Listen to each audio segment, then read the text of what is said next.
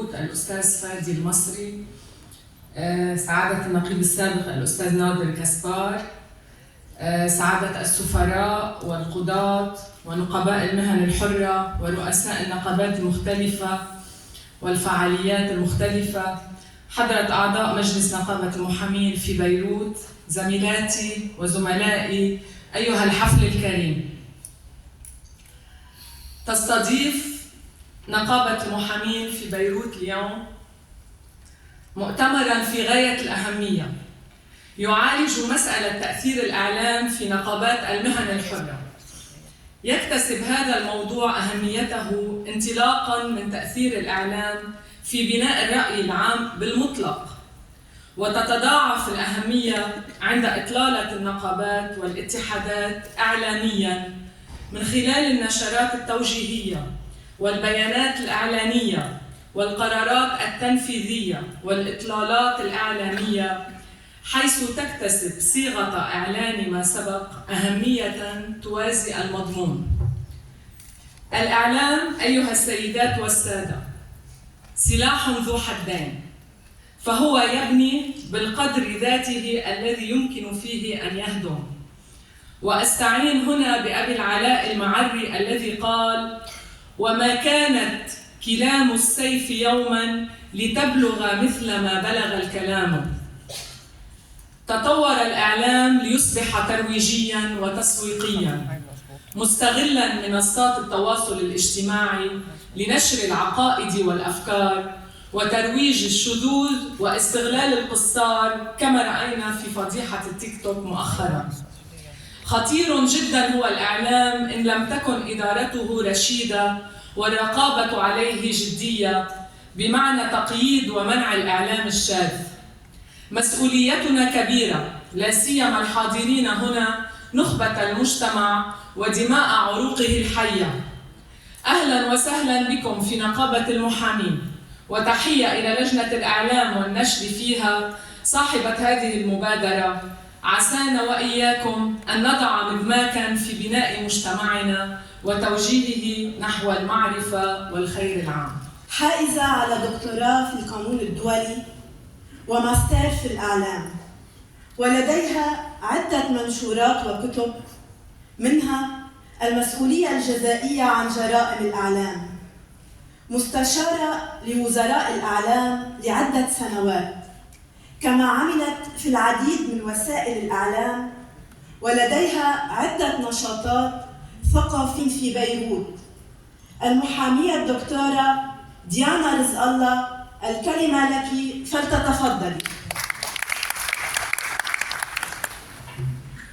سعادة نقيب المحامين في بيروت الأستاذ فادي المصري، سعادة نقباء المهن الحرة ورؤساء الاتحادات الحاضرين معنا، سعادة الفعاليات من وزراء ونواب وأصحاب السيادة، السعادة وممثليها، الزميلات والزملاء الكرام، أيها السادة، من قلب نقابة المحامين في بيروت، نقابة الحقوق، نقابة الكلمة الحرة، نقابة الثقافة والعلم والإعلام، نرحب بكم أجمل ترحيب.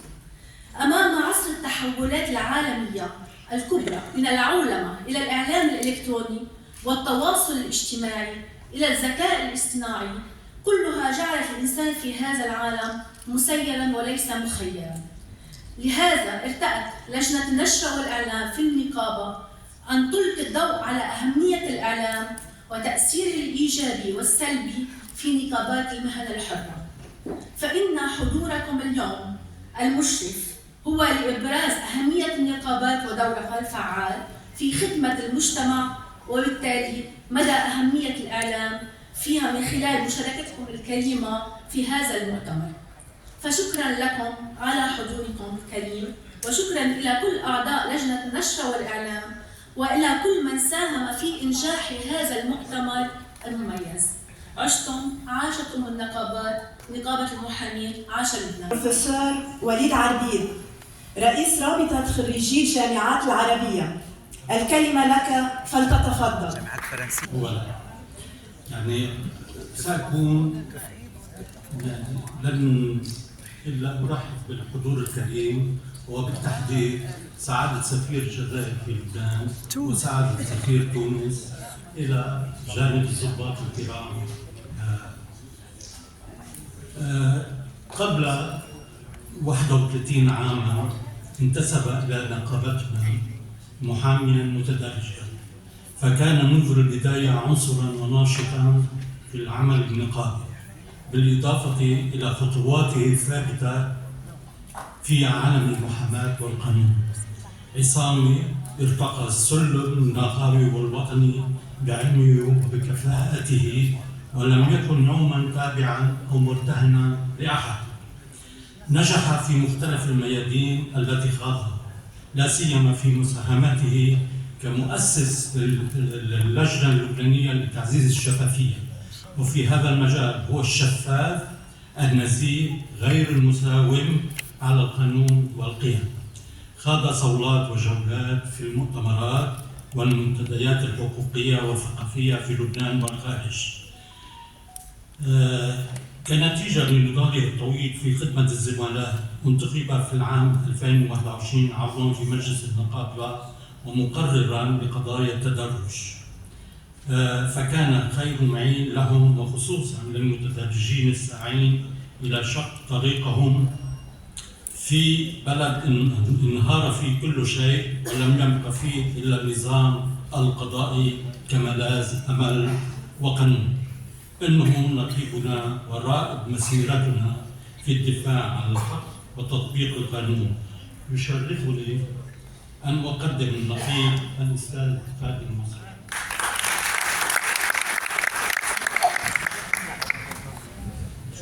شكرا دكتور وليد عربيد على التعريف والتقديم. وشكرا للأستاذة ديانا رزق الله على رئيسة لجنة النشر والإعلام على النشاط، وعلى أعضاء اللجنة على النشاط المميز اللي عم بيقوموا فيه، وخاصة على الفكرة هي جمع نقباء المهن الحرة. نحن بنعرف كلنا عندنا دور سميناه هيك نحن بين بعض اتحاد المهن الحرة، وبلش من مش من فترة قصيرة، وخاصة بعد الأزمات الكبيرة اللي عاشها لبنان ابتداء من سنة 2019. وأنا حبيت أنه نرجع نحيي هالاتحاد، وكان أصلاً موجود وعم يشتغل، وبمدة صغيرة انقطع عن اللقاء بسبب ظروف هون وهونيك. بقى بحب كتير أنه ترجع قصة المهن الحرة إلى الحياة وإلى العمل الموحد والمتضامن بين بعضها، لأنه بفتكر بزمن الشلل وزمن الفراغ وزمن التعطيل صار عندنا دور مضاعف، دور قيادي، دور نحل فيه محل للأسف، ومش مش هي الفوكاسيون تبعنا، بس نحن يجب أن نحل، وهيك عم بيصير محل كتير سلطات بهالبلد معطلة. بقى إن كان نحن كمحامين ومهندسين وأطباء وصيادلة وكل القطاعات المهن الحرة المجموعة اليوم، والمستشفيات اللي عم بتقوم بدور كمان بظروف كتير صعبة، ونحن كلنا اليوم موجودين، صحافة، محررين، عنا دور أنه نمد إيدنا لوطننا وننقذه، بس ننقذه بطريقة مدروسة. ولتكون مدروسة لازم نكون هيك نكثف اجتماعاتنا ونكثف التفكير تبعنا العميق لنشوف شو الوسيلة وكيف فينا نحن اليوم نلعب دور فعال ودور إيجابي بإنقاذ لبنان. لأنه مثل ما بتعرفوا الناس بالشارع بيطلعوا علينا، ما بقى بيطلعوا على غيرنا، بيطلعوا على نقيب المحامين، بيطلعوا على نقباء المهن الحرة، لأنه بيعتبرون أنه هول الجماعة على القليلة منتخبين ومنتخبين ديمقراطيا وما حدا انفرضهم على المجتمع، ويعني صار عندهم مشروعية الكافية بفتكر. وهي مسؤوليتنا يا زملائي أنه نجتمع ونضلنا مجموعين حتى نأمن بهالفترة الصعبة اللي فيها لبنان. أول شيء نشوف كيف فينا نساعد، لأنه كل واحد عم يساعد على طريقته، بس كمان حلو يكون عنا عمل جماعي للمساعدة، وبفتكر اليوم هي انطلاقة جيدة. وتاني شيء شو فينا نقدم لوطننا على المدى البعيد، إذا نحن ما عملناها ما حدا رح يعملها محلنا. تأثير الإعلام على المهن الحرة أكيد رح يتطرقوا له المتكلمين والمحاضرين، بعدها ورشة عمل أكثر ما هي محاضرة يلي نحن اليوم بإطارة بنقابة المحامين. رح أتوقف بس على نقطة وحدة، أنه الإعلام يجب أن يكون بالأول إعلام، مش حيلا منشور ومش حيلا شيء عم بيطلع هو إعلام. أنا الإعلام بالنسبة إلي، وما بعرف يمكن يتهموني أني رجعي، بعد قصقصة الورق بالجريدة اللي حفظها بيي وجدي بالكتب لما كان في كتاب وهن يكملوه بخبر من الجريدة وخبر من الصحافة المكتوبة، أو كانت هي جان خوري، كان هو عرفات حجازي، كان كميل منسى. معلش هيدا الإعلام المسؤول، هيدا الإعلام يلي كل كلمة كان إلها قيمتها وكل كلمة كان إلها عادل مالك وغيره وغيراته. يعني ما بدي أسمي واستثني حدا، بس بفتكر كان في إعلاميين بنقول ساعتها تأثير الإعلام على المهن الحرة، أو تأثير الإعلام على المجتمع، أو تأثير الإعلام على الشأن العام ككل. بس بفتكر بالحالة يلي وصلنا لها يجب إعادة تعريف الإعلام، وبدأ لجنة النشر والإعلام أنه تعملنا يمكن حلقة خاصة على ما هو الإعلام. هل هو ما نقرأه على الفيسبوك وعلى التيك توك؟ هل هو ما نسمعه من هنا وهناك من أخبار كاذبة وملفقة وحيالله حدا بيجي بيكتب شو ما كان عن مين ما كان، نسمعها بالانتخابات النقابية أوقات وبالانتخابات النيابية أحيانا، وبكل محل يلي فيه تشويه للحقيقة؟ هيدا منه إعلام، هيدا عملية أنا بعتبرها عملية أو ولادية أو عملية قدح وذم، بس أكيد منا إعلام. نحن اليوم لما بدنا نحكي بالإعلام بدنا نحكي بالرصانة أول شيء، وبدنا نحكي بعدم المجهولية، يعني نكون عارف من وين صادر الخبر وكيف بيصدر الخبر.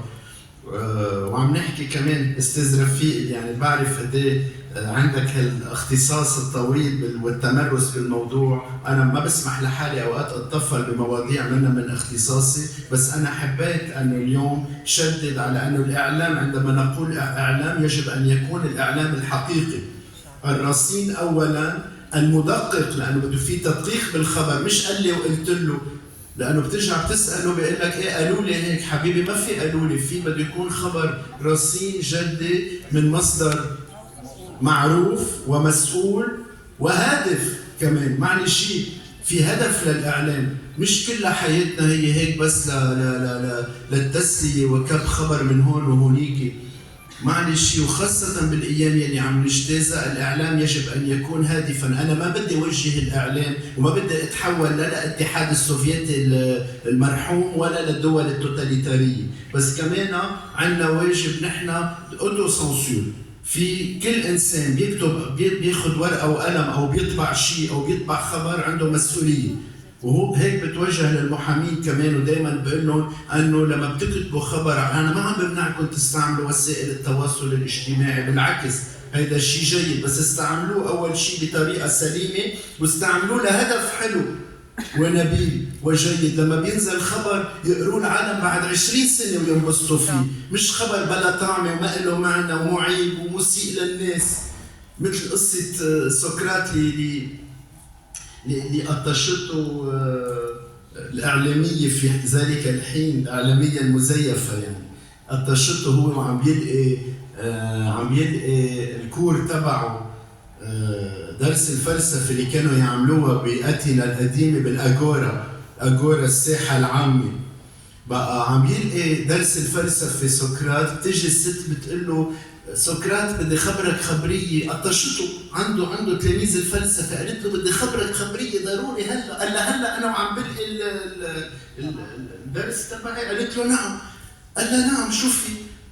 قالت له بدي خبرك خبريه. قال لها قبل بدي اسالك هالخبريه بتعنيني مباشره؟ قالت له لا. قال لها اكيد من صحتها؟ قالت له لا. قال لها هي شيء حلو يعني بفرح او شيء مسيء بحزن؟ قالت له لا مش بفرح بحزن. قال لها جيد، قطشيني عن درس الفلسفه كرمال تخبريني خبريه لا انا بتعنيني ماني معني فيها ومنا منيحه يعني سيئه ومانك اكيده منها وشحطها. ما انا هيدا الاعلام يلي عم بيقولوا عنه اعلام، انا ما بسميه اعلام، برجع بقول يجب ان يكون رصينا مسؤولا حقيقيا اكيدا موثقا جديا مفيدا ولائقا. من هون ورايح الاعلام اكيد له تاثير على المهن الحره، لانه نحن منا مهنه مسكره، نحن من مهنه للمجتمع ومع المجتمع ومنفتحه مع الناس، ونحن نعيش بتفاعل مع الناس كلنا اصحاب نقباء ونقابات المهن الحره. هي الفوكاسيون، هيدي الهدف تبعنا وهدف وجودنا وسبب وجودنا.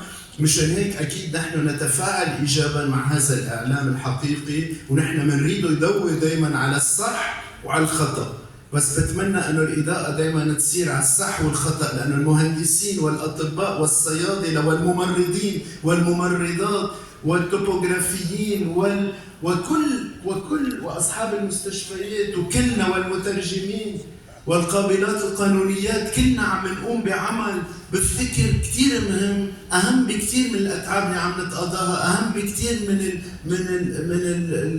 الريكونيسانس، من الجميل يلي عم نلقاه من الناس. عم نقوم بعمل هو رساله، بقى بنتمنى انه لما نعمل شيء منيح انه يتضوى علينا، واذا في شيء سيء قام فيه احدنا نحن معلش عندنا وسائل التنقيه الذاتيه والرقابه الذاتيه يلي نحن بنفعلها بنائباتنا، بس كمان اذا تضوى عليه مش غلط، بس يتضوى عليه مثل ما لازم وبدون اساءه وبدون تجريح. انا بدي اقول لزملائي نقباء المهن الحره انه نحن اكيد لازم يكون عندنا انفتاح على الاعلام، تعاون مع الاعلام، قبول للنقد، بس بذات الوقت نحن نرفض باسمي واسمهم انه نتعرض دائما لاي شيء، لاي موضوع يتحول الاعلام وسيله لتدمير المؤسسات وتدمير النقابات. هيدي شغله كثير خطره، والاعلامي مثل ما عم بقول هذا الاعلامي المسؤول اهلا وسهلا فيه بكل شفافيه، فيه يعيش معنا، وبدعي لهم هيك ننظم شي نهار بكل نقابه يجي وفد اعلامي يعيش معنا من الصبح للساعة 10 و11 و12 لما بنترك نائباتنا كلنا، وبفتكر بتكون هيدي أحلى رسالة بنقدمها للبنانيين وللعالم من خلال الإعلام، يعيشوا بكل نقابة يوم أو يومين أو ثلاثة ويعرفوها على حقيقتها بحسناتها بسيئاتها بنقاط قوتها وبنقاط ضعفها. هيك نحن بنتعامل مع الإعلام وهيك بنتفاعل معه، وأكيد نرجع بنقول الإعلام هو الوجه اللي بدنا نطل عليه، ونحن مستعدين دايما وبنحبه، وبلا إعلام يمكن ما كنا وصلنا للمحلات اللي وصلنا لها، بس كمان نحن بنحافظ على مهننا، على نقابتنا، على قوانيننا، على أنظمتنا، ونتشدد فيها، ونتشدد مع حالنا أولا قبل أن نتشدد مع الباقين. بهنيكم على هالنشاط بعد مرة للجنة النشر والإعلام، بهني وبتشكر وبرحب بزملائي نقباء المهن واصحاب ورؤساء النقابات، وبقول لهم لازم نبقى دائما ورح نبقى دائما ورح اسعى بكل قوه انه نكون ايد وحده بكل شيء بيوحد وبكل شيء بيفيد وكل شيء بيكون لمصلحه لبنان واللبنانيين، ولكي يبقى لبنان وسيبقى لبنان. وشكرا. تامر عويدان، الكلمه لك فلتتفضل.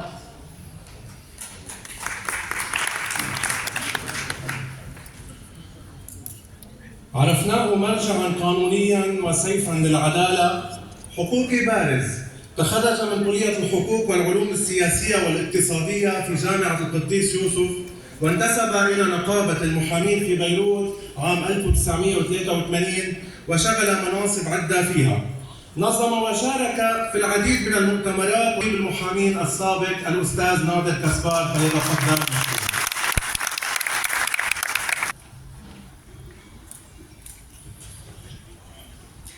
صباح الخير. سعادة النقيب الصديق الأستاذ فادي المصري، النقباء الأعزاء، سعادة السفراء ومن بينهم الصديق الشخصي سفير تونس واللواء والعمداء، زميلاتي زملائي أعضاء مجلس النقابة، أيها الحضور الكريم.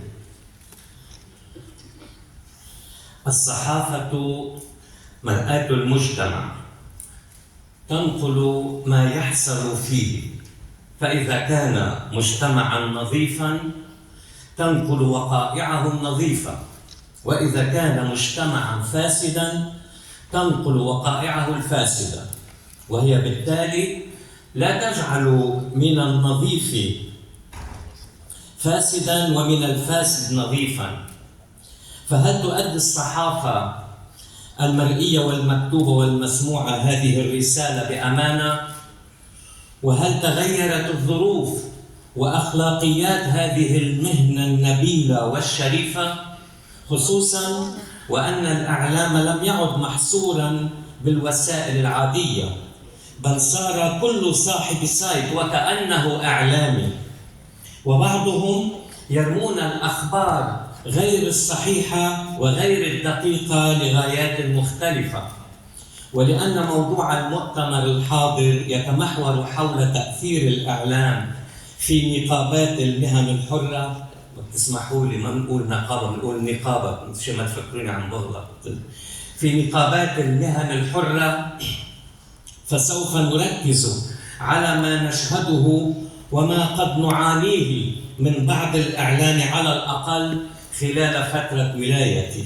وفي اليوم الأول لانتخاب نقيبا للمحامين نشرت إحدى الإعلاميات المتلونات صورة اقتطعتها من صورة مجلس النقابة في زيارة سابقة لدولة الرئيس نبيه بري لتقول أن السلطة دعمتني، علما بأن ندوة محامي الحركة يوم ذا كانت مع مرشح آخر.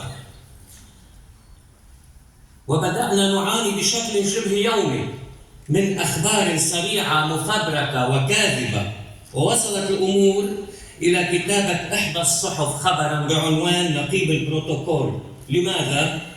لأنني أشرت إلى 4 نواب وصلوا متأخرين وجلسوا في الصف الرابع ليجلسوا في الصف الأمامي. دخلوا مثل ما تقولوا هلا شفت 4 نواب قاعدين ورا بيناتهم النائب عبد الله واصدقائنا، مثلهم علامه انا وقاعد هون انه هيك. قال ثاني يوم لك وين بالهم يعني الذي كان شبه خال، في حين اننا كنا نجتمع 18 نقيبا من نقباء المهن الحره، وقسم منهم موجود ما عدا النائب فادي المنتخب الجديد، بس البقيه موجودين 18 نائب نجتمع، واحيانا نعمل بيان ونعمل مؤتمر صحفي ويجوا الكل يصوروا، نطلع عشيه ما حدا نقلها، ثاني يوم ما حدا نقلها. خصوصا نحن كنا اكثر شيء نجتمع بخصوص اموال المودعين، ما كانوا يذكروا، كان بالهم يذكروا شيء انه اشرنا للنواب على البروتوكول وينشروا قصص، بس ما نشروا ولا مره خبر بيتعلق باموال المودعين. ونكون 18 نقيب، وكنا دائما نقول نحن في 120,000 مهني حر، 120,000 ما بين محامين، اطباء، مهندسين، مثل ما بتعرفوا، صيادله الى اخره. فهل هذه هي مهمه الاعلام؟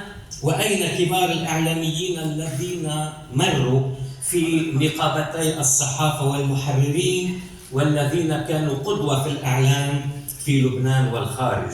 ايها الساده، في جميع الخطابات كنت اشدد على كلمه انتماء، اللي كمان النائب فادي المصري بحبها. فمن ينتسب الى مهنه او مؤسسه او اداره ولا يحافظ على مبدأ انتمائه إليها فليتركها، لأن من يقوم بتدمير وتهشيم المهنة التي ينتمي إليها لا يستحق هذا الشرف. من هنا أدعو بصدق إلى التخلي عن بث الأخبار الكاذبة الهدامة، مش إنه تلقطوا الخبرية بتكون إنه فلان شافوا فلان مع فلان يشافوا ما بعرف هيدا، إنه هل هيك صارت المهنة من أجل مصالح مادية رخيصة، لأن رسالة مهنة الصحافة أعمق وأنبل كما قال النقيب وأسمى من هذه التصرفات السخيفة والسيئة، وفي مطلق الأحوال يقتضي صدور تشريعات جديدة تواكب تطورات العصر فالعلم يركض وعلينا مواكبته، وبالتالي وضع ضوابط صادقة حتى لا تنتشر الفوضى الهدامة ونندم في حين لا ينفع الندم. يعطيكم العافية. المحامي الأستاذ عبد الكريم حجازي.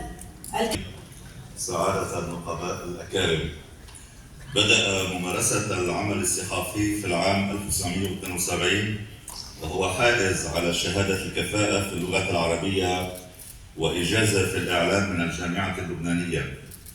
انتسب إلى الجدول النقابي في العام 1977 وانتخب عضواً في مجلس نقابة محرري الصحافة اللبنانية في العام 82.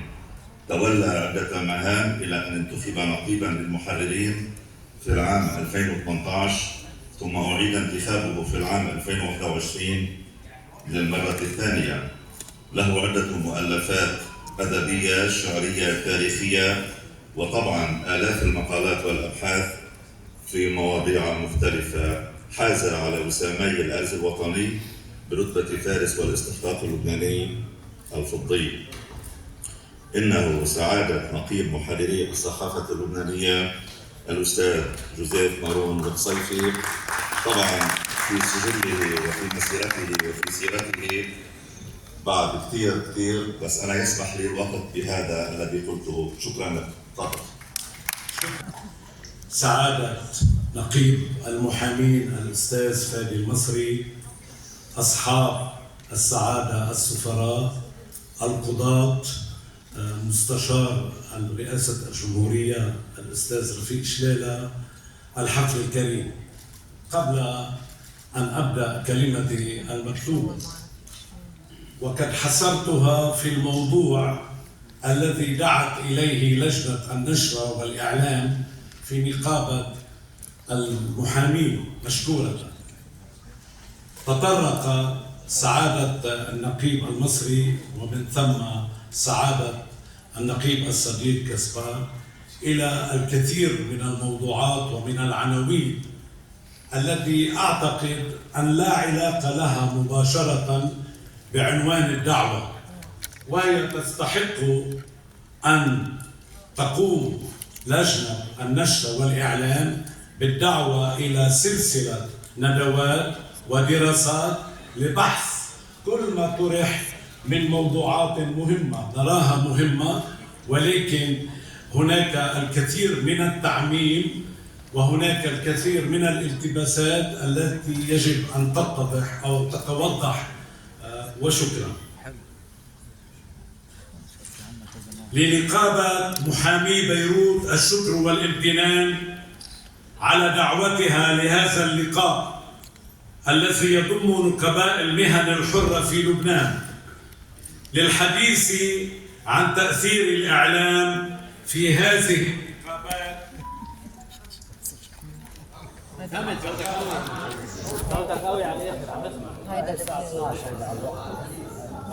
Welcome to Lebanon. هيدا لبنان. نقابة محامي بيروت الشكر والامتنان على دعوتها لهذا اللقاء الذي يضم نقباء المهن الحرة في لبنان للحديث عن تأثير الإعلام في هذه النقابات التي تمثل النخب المتقدمة في المجتمع وتؤدي أدوارا وطنية ومهنية تسهم في تطوره وإنمائه. لكن استميح لجنة النشر والإعلام المنبثقة من النقابة إذا قلت أن العنوان الذي اقترحته للقاء على أهميته لا يفي بالغرض ولا يحدد موضوعا هادفا يمكن أن يخرج منه المنتدون بخلاصات واضحة تنظم العلاقة بين نقابات المهن الحرة والإعلام. إننا في هذه النقابات نستخدم العلم والمعرفة لاستثمارهما في الإنسان الذي هو غاية نضالنا، هذا النضال الذي يرمي إلى تحقيق كمال ما نصبو إليه. وأجد أنه كان من الأفضل لو أبدلنا هذا العنوان بآخر: العلاقة التفاعلية بين الإعلام ونقابات المهن الحرة. فمساحة الإعلام تنسحب على امتداد الكرة الأرضية، ووظيفته أن ينقل كل نشاطات المجتمع الإنساني وحركة الطبيعة وتحولاتها والاختراعات الحديثة، وأن يضعها في تصرف البشرية للانتفاع بها. وللإعلام قدرة عجيبة على القيام بمهمات متنوعة متناقضة بناءة هدامة في آن، وهو أحيانا يكون الجلاد أو الضحية أو الشاهد المحايد أو الشاهد اللي ما شافش حاجة. من هنا مصدر خطورته وسر قوته ومدى تأثيره على المجتمع الإنساني في أي زمان ومكان.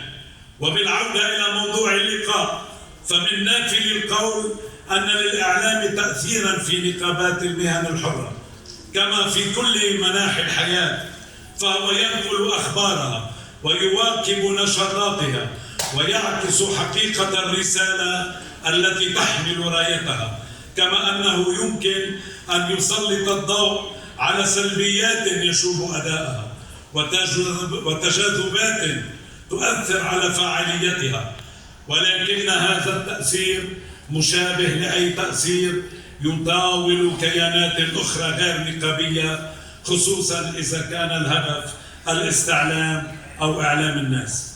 المطلوب أن نعمل على علاقة تفاعلية بين نقابات المهن الحرة والإعلام، لأن مثل هذه العلاقة تطرح المشكلات الجادة التي تعاني منها هذه النقابات والقطاعات التي تمثلها في المجالات القانونية، الطبية، الهندسية والصيدلة وسواها، وعلاقة أشبه بالأوعية المتصلة فاز كومونيكانت التي تتكامل دورة عملها فتؤدي وظيفتها على نحو مدروس ومركز وهادف.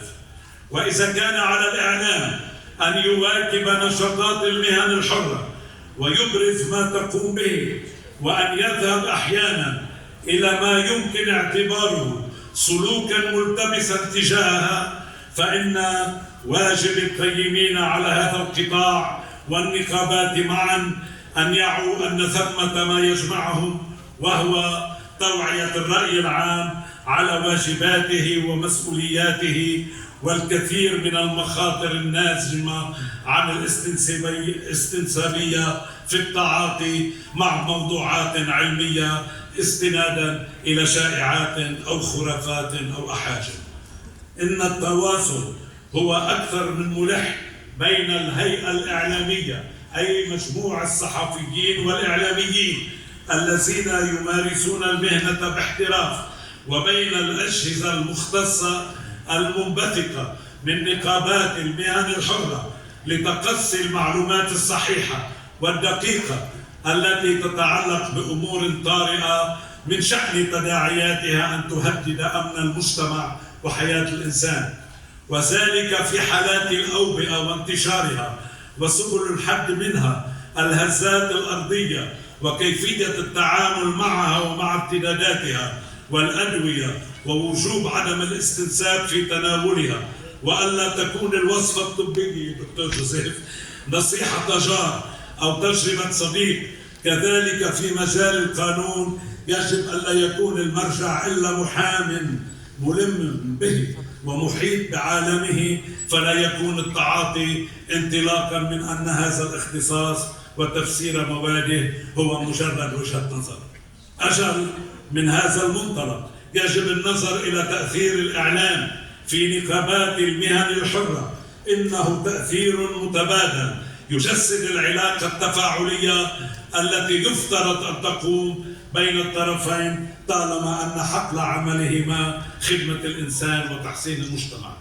إن اكتفاء الإعلام بتغطية نشاطات النقابات وانتخاباتها، احتفالاتها، ندواتها لا يفي بالغرض، والمطلوب أن يتعدى ذلك إلى برامج توعية مشتركة يستحقها الرأي العام الذي لم يعد يجب في معظم برامج التلفزيون والإذاعات ما يروي عطشه إلى المعرفة والتثقف وإغناء معلوماته بعد فورة المسلسلات المحلية والأجنبية المدبلجة التي على أهميتها لا يمكن أن تحل مكان البرامج التي تتصل بالشؤون العامة ذات العلاقة بقضايا الإنسان والمجتمع.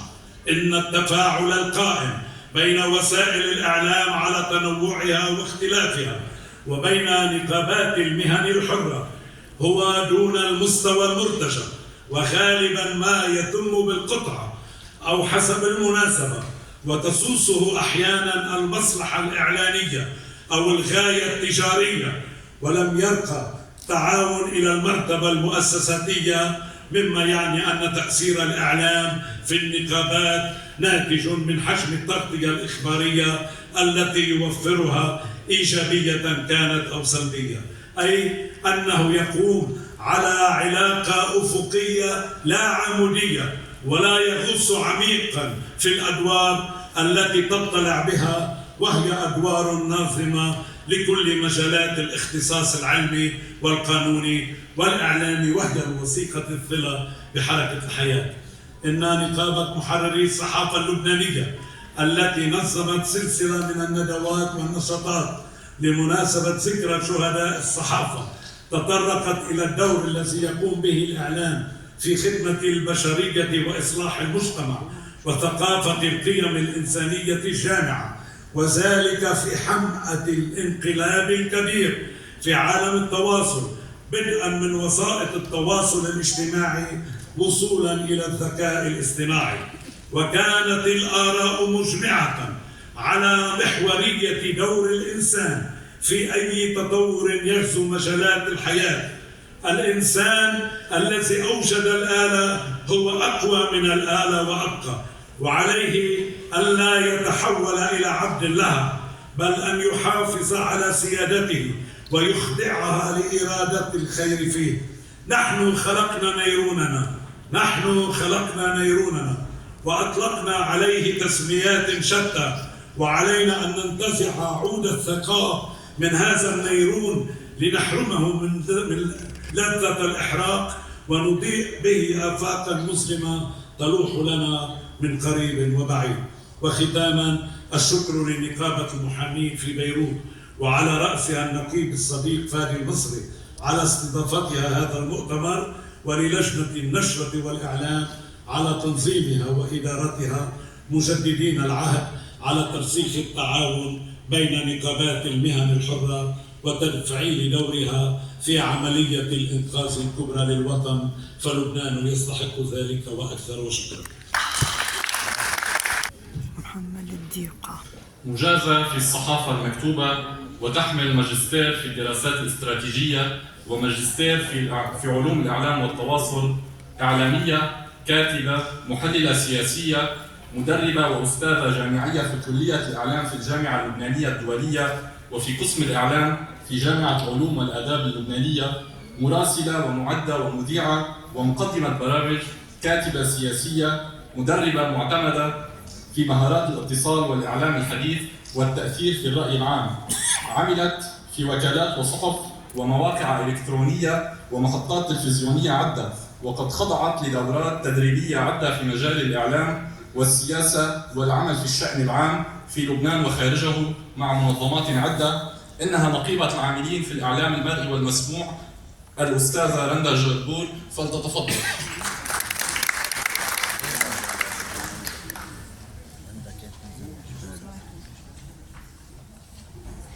شكرا ماتر محمد. صباح الخير وشكرا لنقابة المحامين في بيروت. قيل عن المحامي شريك العدالة، وعن الصحافي بأنه عضو في حزب الحق، ووصفت النقابات كحركة إنسانية بكل المقاييس. وهذا الثلاثي يلتقي اليوم تحت جزء من قوس العدالة، باحثاً عنها في أزمنة إعدامها، وعن الحق في حين اغتصابه، وعن الإنسانية على بعد مرمى قدر من انعدامها. وهذا الثلاثي يمكن أن يكون قديس هذا العالم، ويمكن أن يكون شيطانه.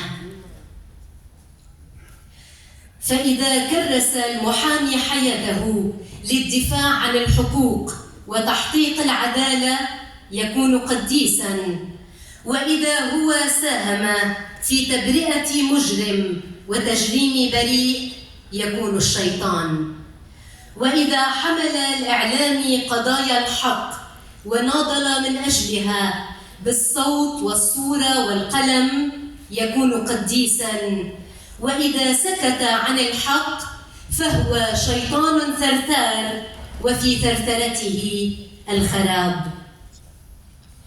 وإذا مارست النقابات دورها كمدافع عن الإنسان العامل وعن الوطن المنتج فهي قديسة، وإذا تحولت إلى أداة في يد السياسيين السيئين فتصبح وكأنها خليلة الشيطان.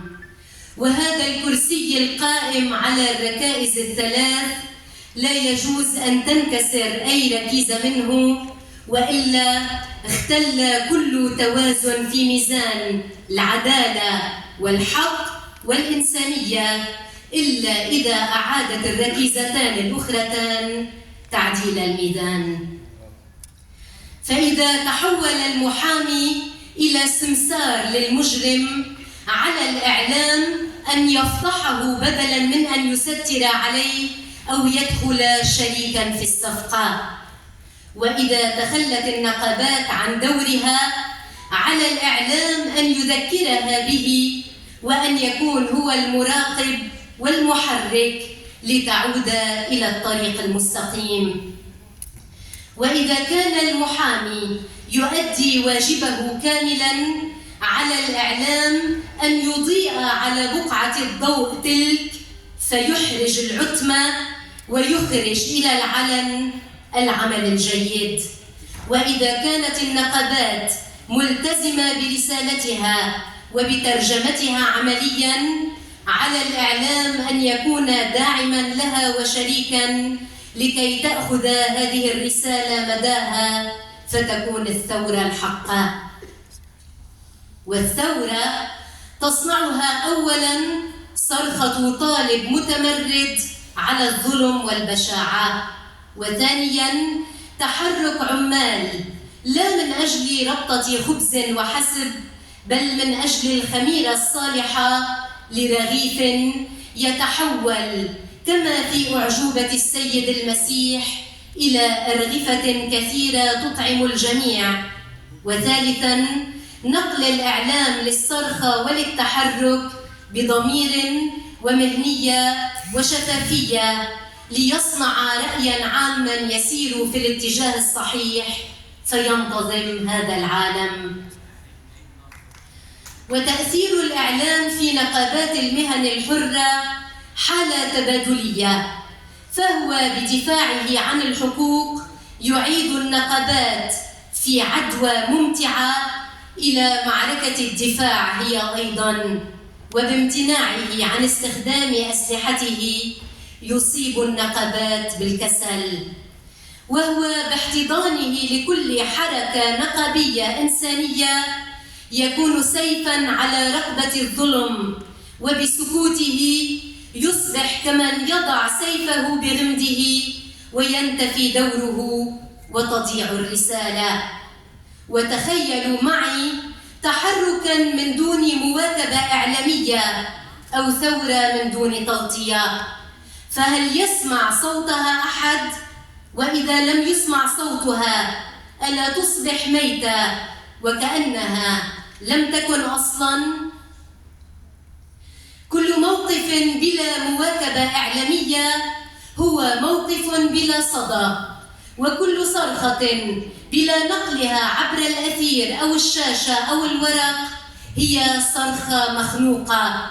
ولكن المهم أن يكون الموقف شجاعاً وصادقاً، والصرخة غير مدفوعة وغير مصنوعة في مطابخ سود وشهدنا على مثلها الكثير. والتحرك هو للبناء لا للهدم، ولإرساء الصلاح لا للانقلاب على المصلح.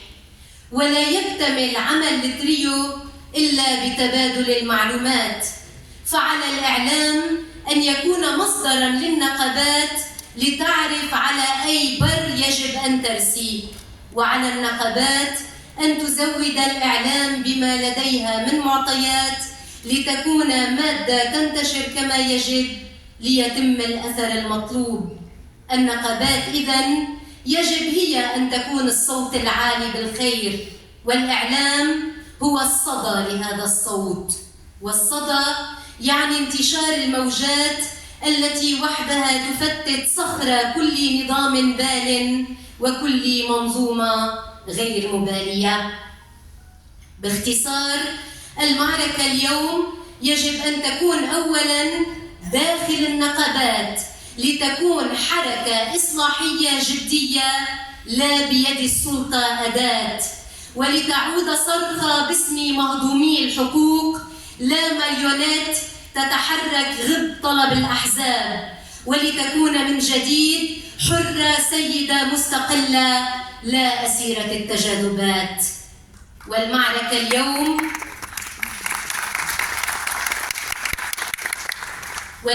اليوم يجب أن تكون داخل الجسم الإعلامي ليكون صوتاً للحق لا عبداً للمال، وليصنع بقيمه ومبادئه الرأي العام لا أن يكون مصنوعاً في ماكينات السياسة الخارجية، ولا ربيباً للمشاريع التدميرية، ولا متاجراً بالقضايا الوطنية والإنسانية. وعندما تحدث هذه المعارك الداخلية تصبح العدة جاهزة للذهاب إلى ثورة حقيقية لا ملونة ولا ملغومة ولا معلبة.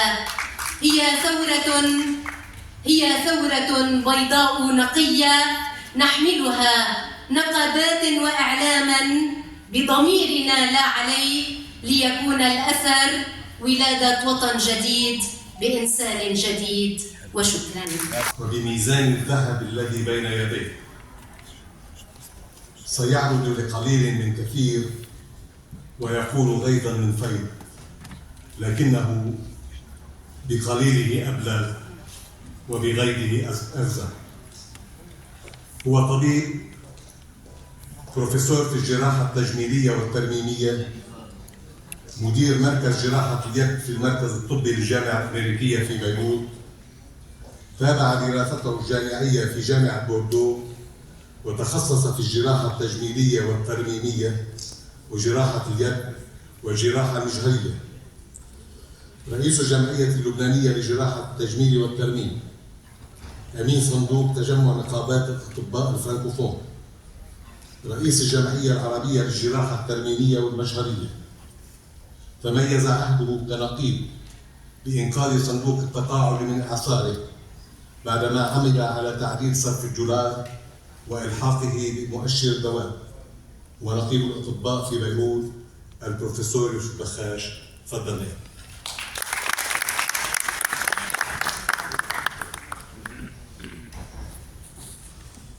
شكرا أستاذ سعيد.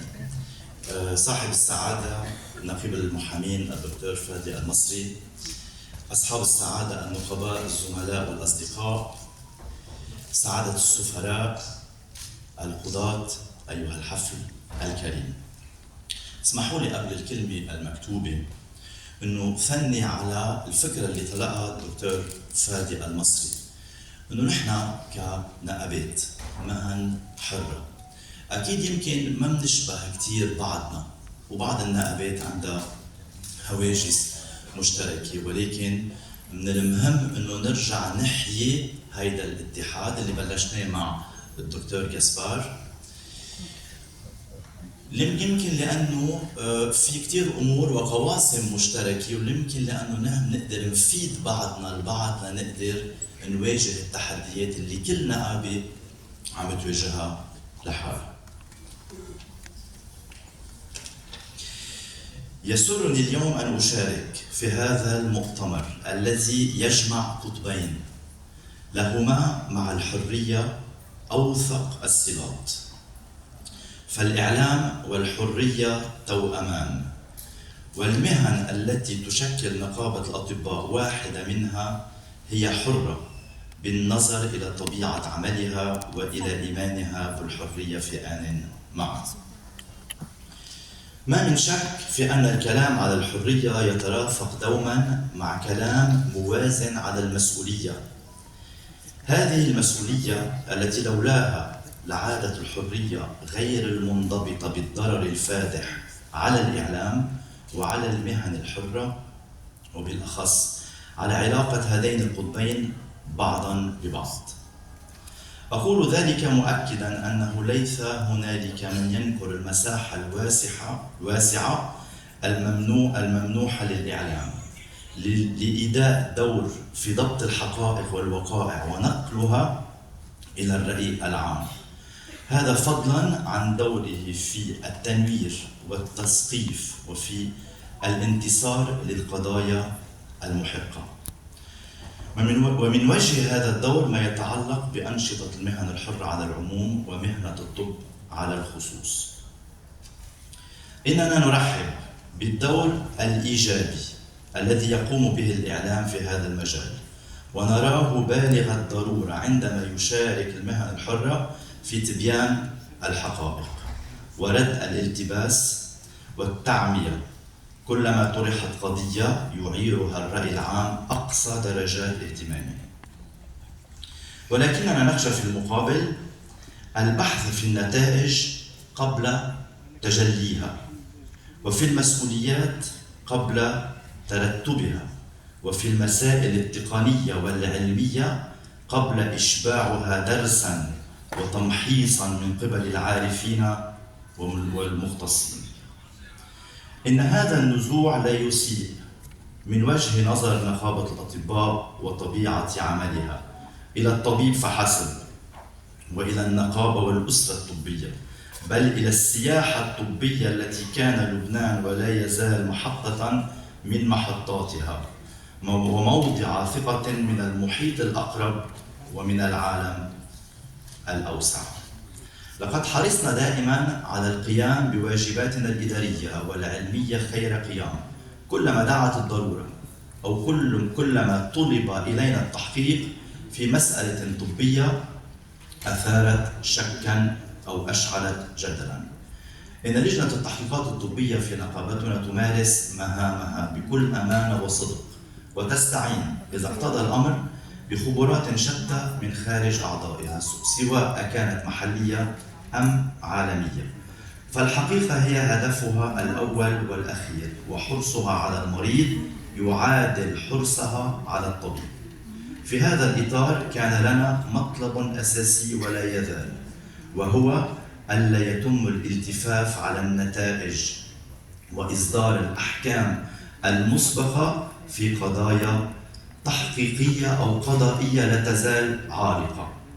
وبالرغم من تشدد نقابتنا في تطبيق قوانينها وأنظمتها الداخلية، وكذلك بالرغم من تمسكها الكامل بقسم أعضائها وبآدابها الطبية وتقاليدها حفاظاً على صحة المريض وسلامته وحقوقه، فإن ثمة أفراداً غير منتمين إليها ولا يخضعون بالتالي لسلطتها ينتحلون الصفة الطبية ويمارسونها عن غير حق وعن غير استحقاق، ويلحقون بالمريض أشد الأذى. ونحن على ثقة بأن الإعلام لن يهادن هؤلاء كما أن نقابتنا لم تهادنا. أختم كلمتي متمنيا النجاح لهذا المؤتمر، وما من سبيل إلى أي نجاح إلا بتضافر الجهود وتفاعل الأفكار المنتجة والبناءة والمتجردة، لأن خير الإنسان وسلامته الجسدية والمعنوية هو غاية الغايات التي نسعى إليها. شكرا. نقيب المهندسين في بيروت السيد فادي حنا، ألف مبروك بوقت المركز الشهر الماضي. يتمتع بخبرة واسعة في مجال الهندسة ورؤية في تطوير وتعزيز دور النقابة وتحقيق المصالح المهنية لأعضائها. انتسب إلى نقابة المهندسين في بيروت منذ سنة 2003، وانتخب نقيبا للمهندسين في بيروت في 14 نيسان 2024، وهو يسعى إلى إعادة إحياء روح النقابة، تحديث الهوية المهنية للمهندس، وتعزيز الالتزام بقيم الشفافية والمشاركة الفعالة. يؤمن بأن الطريق إلى إحداث التغيير يكمن في توحيد الصفوف وتعزيز التعاون، وقد بدأ العمل في النقابة منذ اليوم الأول بعد انتخابه مع الجميع وعلى جميع الملفات. يتمتع بخبرة واسعة في مجال الهندسة المدنية والجيوتقنية، وهو المؤسس والمدير التنفيذي لشركة GFE وشركة ودولية، حائز على عدة جوائز تقدير لدوره الإرشادي وإنجازاته. سعادة النقيب، للإعلام دور هام في تشكيل الوعي وتحفيز النقابات لاتخاذ إجراءات وتبني سياسات تعزز النزاهة والشفافية. وكنت دعيت ببرنامجك الانتخابي بإقامة شراكات مع وسائل الإعلام.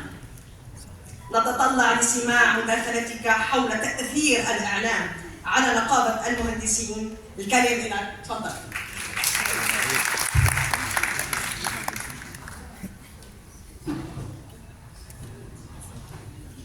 مرحبا جميعا. اول شيء بدكم تسمحوا لي، انتم هون اساتذه اللغه النحويه، نحن بالمهندسين بنحكي بالدارج، لو رح اقرا بالدارج لانه هي لغتنا وهيك نحن بنحكي، بقولوا نحن ولاد الارض بالمهندسين، فمشان هيك نحن بنحكي بالدارج. الاعلام المسؤول بقود المجتمعات والدول وبحولها لدول عظمى ومؤثره عندها مؤسسات اقتصادات ناجحه، اما الاعلام التجاري والمتفلت ما بقود الا للانهيار. نحن اليوم موجودين كنقابة المهندسين بهيدا المؤتمر وبهيدا اللقاء اللي بنعتبر في لنا فيه حصة الأسد، لأن نحن والإعلام شركاء من النهار الأول من البداية. نحن شركاء بمحطات التلفزة بالإنشاء، نحن شركاء بالراديو، بالمواقع، نحن شركاء بالتطبيقات الإلكترونية، وهلا قبل الكل نحن شركاء الأساسيين بالAI أو بالذكاء الاصطناعي. كنقيب مهندسين بعرف منيح أهمية الإعلام، وتحديدا الاعلام الرقمي بايامنا هيدي. نحن موجودين اليوم بهذا اللقاء، ونحن كمان بنعرف اهميته بمضمونه وبعمقه اللي بيتخطى مجرد تجمع بيننا نحن نقابيين. بزمننا هيدا صار الاعلام بيدخل بصميم عمل النقابات، وبيعتبروه البعض شريك بالاداره والبعض الاخر اما بيستخدمه اما ليكون مراقب او ليكون محرض ليأخر العمل. بينما الواقع نحن قادرين انه نجعل من الاعلام شريك للتطوير، شريك تسريع العمل، وقادرين انه منه نخلق برامج الشفافيه المطلقه اللي بتحتاجها كثير نقاباتنا والدوله عنا. من خلال الاعلام نحن قادرين انه نحول من تسبين للنقابه لمشاركين بالقرار، لمطلعين على حيثيات العمل اليومي، وانه نخليهم كل واحد منهم يفوت بتفاصيل العمل النقابي. مش انه يجوا مره بالسنه ينتخبوا او كل 3 سنين ينتخبوا نقيب وهن فعليا مش عارفين شو عملت النقابه واذا سمعوه صح ولا غلط. هندسيا تقدر تلعب نقابه المهندسين دور كبير بالتعاون مع الاعلام، ادوار كبيره على المستوى الوطني خاصه بمجال التوعيه. اعطيكم مثل، اليوم صار مش هيك شفتوني شوي على التليفون، اليوم صار مشكل بوزاره الشباب والرياضه باحد المباني، فهلا اخلوها، فمضطرين احنا بعد ما نخلص من هون نترك لنشوف شو الموضوع هيدا، لنقدر نوعي من مخاطر البناء القديم اللي قادرين نتفاداها بالتعاون مع السكان القديمه وبالتعاون مع البنور. ونحن من شي جمعتين اتفقنا نحن والبنور انه نبلش نعمل جوله على البناء القديم، ونتمنى من الاعلام ونعمل تشيك ليست مين منهم بيصلح يكمل ومين بيصلح منهم بده تظبيطات، ونطلع بمواصفات نقدر بعدين نعملها بمرسوم او بقانون لنقدر نحافظ على صحتنا. ومشان هيك قبل وقوع القرصه شكلت هاي اللجنه النقابه مع التعاون مع البنور، وهون دور اساسي للاعلام انه يدعمنا، انه يكون حدنا، وانه يضوي للعالم اهميتها. هيدي مش بس مجرد لجنه لنمرقها لانه حياه العالم وارواحهم بخطر.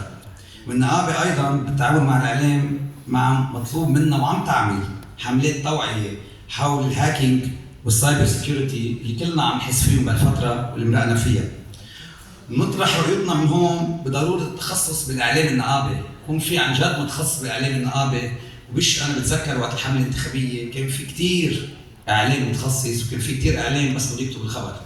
خليه يعرف شو عم يكتب، ليه عم تنقل هالاشياء، وما يتاثر بحيالله خبريه بيسمعها من هون ومن هون.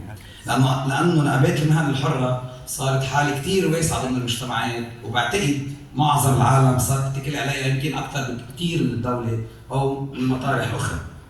نقابه الهندسين بالتعاون مع الاعلام المسؤول قادره تلعب دور الحكم بالعديد من الملفات يلي ادت لشجارات وفتن داخليه. قادره انه تلعب دور مهني بس بظهره الاعلام، وما بيقدر حدا يعترض عليه، وهيدا بمنطلق هيدا بينطبق كمان على الكثير من الملفات اللي زميلنا نقابه المحامين والصيادله والاطباء وغيرهم. وهيدا الشيء اللي شفناه بجائحه الكورونا، لانه كل واحد بدنا كان يسمع خبريه، ما حدا كان يعرف شيء الا ما نسمع دكتور ولا دكتور. مشان هيك النقابه كان رايها بيكون راي حاسم بهذا الموضوع.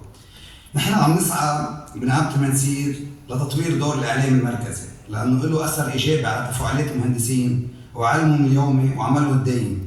وعددنا استراتيجيه واضحه رح تعززها بتنشيط. انا شوي بعارض النقيب فادي المصري، نحن بنستعمل كثير تواصل خاصه الفيسبوك، الانستغرام، كل هالمناطق، بس هو ما بنستعملهم لنحط اخبار او بنستعملهم لننقل برامجنا، لننقل كل مؤتمر نحن بنعمله، او بنستعملهم لنضوي للمهندسين شو في اشياء يرجعوا عليهم، لانه ثابت بدك تتعامل مع الواقع الموجودين فيه، والواقع انه اليوم هن هون مسيطرين على كل البلد وعلى كل الافكار وعلى تغيير الراي عند العالم. ومنشان هيك نحن لانه بنعتبر النقابه هي بيته الثاني للمهندس، وعم نوصل له اياها لعند بيته. عم نجي كل محاضره عم ننقلها، عم نكون حده فيها، عم نوصل له الافكار اللي يقدر يشتغل فيها، كل القضايا الهندسيه، كل الابتكارات، كل التطور. منشان هيك نحن من شهر الجاي رح تشوفوا نشره الكترونيه دوريه بتطلع من نقابه المهندسين بهيدا الموضوع، ليضل المهندس دائما عم بتابع تطورات، لانه مش كل واحد رح يعرف وين بده يشوف. مثل ما قال في اخبار صح، في اخبار غلط. مشان هيك راينا كان اساسي بهذا الموضوع، او راي النقابه لتشتغل وتوصل الفكره الصح بهذا الموضوع. اخيرا بالتعاون بين النقابات والاعلام في عامل اساسي بيربطنا جميعا بعضنا البعض، وهو الدافع الوطني، المسؤوليه العامه لكل نقابه وكل قطاع. لما بتتوحد هيدي النوايا بسبيل تحمل مسؤوليه وطنيه، كلنا نقدر ننجز بهدف الخدمه العامه. منشان هيك بتشكركم جميعا، سعادة مدير العام، السفراء، الوزراء. الكلمه لك نقابته وعريقته تأسست منذ العام 1965. هدفه انتشار المقاول اللبناني إلى جميع أنحاء العالم.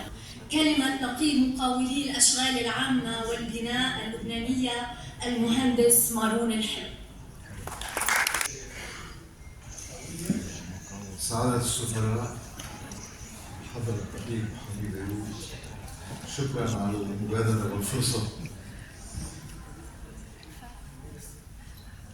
نقباء المهن الحرة المحترمين، السيدات والسادة، الحضور الكريم، عندما نتحدث عن الإعلام تتبادر فورا إلى أذهاننا مقولتان صحيحتان.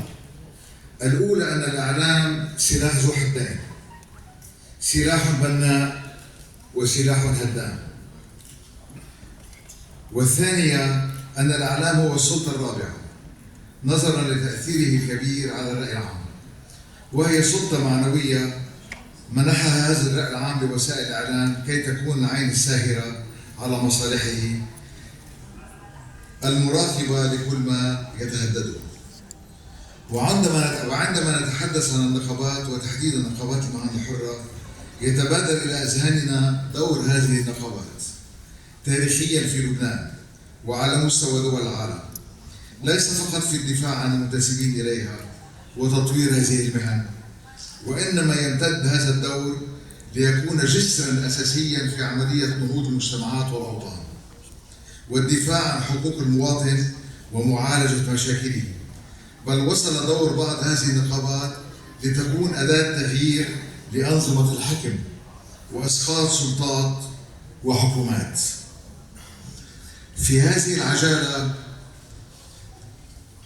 لا نريد تداول واقع الإعلام اللبناني المؤسف ولا وضع نقابات المهن الحرة أو النقابات أو الاتحادات العمالية، فكلنا نعيش في هذا الواقع ونعاني من هذا الوضع. وإلا لو كان الإعلام اللبناني ومعه النقابات على مستوى الطموحات الوطنية والآمال، بالتأكيد ما كان وصل لبنان إلى هذه المرحلة القاسية من الأزمات. ما نريده في هذه العجالة أن نكون إيجابيين لا سلبيين، نقدم مقترحات للعلاج ولا نغوص كثيرا في السلبيات على أهميتها، تجنبا لإحباط المستمع وحرصا على إضاءة شمعة بدل لعن الظلام.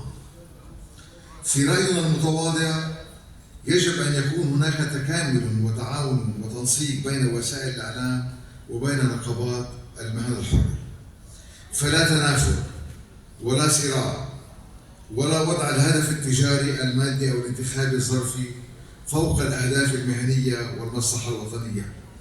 وهنا نقترح على سبيل المثال لا الحصر تخصيص برامج في وسائل الإعلام المرئية والمسموعة وأبواب في وسائل الإعلام المكتوبة أو الإلكترونية تتناول واقع نقابات المهن الحرة ودورها وكيفية تطويرها، وتسلط الضوء على إنجازات كل نقابة وهي كثيرة، وسبل تعزيز هذه الإنجازات وزيادة كميتها ونوعيتها. هنا نقدم أمامكم أمثلة ونسأل ماذا يعرف المواطن اللبناني وأين دور الإعلام من إنجازات شركات الهندسة والمقاولات اللبنانية والتي تعد بالآلاف ومهندسوها 70,000 ومهنيوها بعشرات الآلاف. لقد اختارت المملكة العربية السعودية 4 شركات رئيسية لإنجاز أكبر المشاريع الهامة والكبرى حاليا، منها مشروع نيوم ومشروع البحر الأحمر ومشروع الدرعية وغيرها. وللعلم فإن الشركتين من أسر هذه ال4 شركات أصحابها لبنانيون. وهناك شركة لبنانية رائدة وظفت في خلال السنتين الماضيتين وفي ذروة الأزمة المالية والاقتصادية أكثر من 250 مهندساً في مشاريع قارة أفريقيا. وهناك شركة لبنانية عالمية التزمت مشاريع خارج لبنان في سنة واحدة ب4 مليارات دولار. وهناك شركة لبنانية في مجال الIT مركزها فرنسا فيها موظفون بالآلاف وفرعها في لبنان فيه 400 موظف مهندس. وهناك شركات هندسية زراعية وصناعية تنتقل مع الأسف إلى قبرص ومصر والعراق لتبدع هناك في الإنتاج والنوعية. مثل هؤلاء مغمورون في لبنان إعلاميا ومبدعون عالميا. في المقابل بعد الإعلام مع الأسف يلتقط فبركات أو محاولات تشويه سمعة لصاحب شركة لأهداف معروفة، وبدل أن يبحث الإعلامي عن الحقيقة وهذا دوره وواجبه، تراه يتبنى الفبركة ويتصدر حملات التشويه، فيقع بعض القضاء للأسف بوضع غير مستقل عندنا في لبنان في حجم من الإعلام الفاجر، وتتحول القضية من مسألة هندسية قابلة للمعالجة إلى قضية رأي عام. وعندما ينال صاحب الشركة المستهدف البراءة بعد سنوات من اتهامه زورا يختفي الإعلام ولا يتم التعويض عليه ماليا بعد إفلاسه. أما كيف عاش أولاده وأسرته سنوات من الذل والمهانة فلا أحد يهتم، وتبقى صورة الضلال والتشهير في الأذهان. سيدات والسادة المؤتمرون، إن تصحيح الخلل الإعلامي في لبنان يحتاج إلى جهود كبيرة وجبارة، وخاصة أن تمويل برامج التفاهة والتشويه والانحلال داخليا وخارجيا له ميزانيات ضخمة، ومن ضمن أهدافه ضرب القيم والمجتمع واستمرار إمساك الفاسدين بالمفاصل الرئيسية في الدولة وتضليل الرأي العام ودفع اللبنانيين إلى أحد خيارين: التيئيس أو التهجير. ومن لا يصدق فليراجع الإحصائيات في المطار ووزارة الداخلية. طبعا لا أضع المسؤولية على الإعلام وفيه شخصيات محترمة وكفؤة. المسؤولية الكبيرة تقع على السلطة الفاسدة، لكن على الإعلاميين المحترفين المحترمين الوطنيين عدم ترك وسائل الإعلام تحت رحمة سلطة فاسدة أو سياسي غير وطني أو متمول حالم أو إعلامي مأجور. فمن يبحث عن الحقيقة والبناء لا يجب أن يقبل بخطأ التزوير ولا أن يسمح بمعول الهدم. إننا نتطلع إلى نقابات المهن الحرة ونحثها على إنشاء منابر إعلامية خاصة بها، أو منابر توأمة إعلامية تعبر عن حقيقة المؤسسات والكوادر اللبنانية وقطاعات المهن الحرة وتدافع عن مصالحهم، ومن خلال ميزانية خاصة من النقابات، ونحن على استعداد للمساهمة في ذلك. إن نجاح هذا المؤتمر يستلزم إنشاء لجنة متابعة تضع خططا عملية إعلامية، وليس الاكتفاء ببيان إعلامي ينتهي مفعوله في أقل من يوم. 1. نريد أن تعود النقابات إلى دورها وتقوم بواجباتها بمثل ما نريد أن يتحول الإعلام إلى منابر فكرية وسياسية وتربوية وثقافية واقتصادية راقية جدا. نريد إعلاما يتحدث عن الاقتصاد في الزراعة، في الصناعة، في التجارة. نريد إعلاما يوثق إبداعات الأطباء والمهندسين والمحامين والصيادلة والمخترعين اللبنانيين في العالم. نريد إعلاما يضيء على حقيقة مواطن الفساد وليس سلوك طريق الاتهام بالباطل وتضليل الرأي العام. نريد إعلاما يسلط الضوء على الشركات والأفراد الذين يبدعون في العالم، حيث إمكانات شركة واحدة أكبر من ميزانية الدولة ومن النقابات مجتمعة. مثل هؤلاء هم قاطرة متقدمة، فلنسمح لهم أن يأخذون معهم ومعنى الوطن إلى النجاح والنهوض من نفق الانهيار، ونتعلم منهم أساليب التقدم، ونتخلى عن سياسة المحاصصة والفئوية في الدولة والنقابات. وشكرا لك. السياسية في الجامعة اللبنانية الفرع الثاني، المحامية الأستاذة مي بولس، الكلمة لك مجددا فلتتفضلي.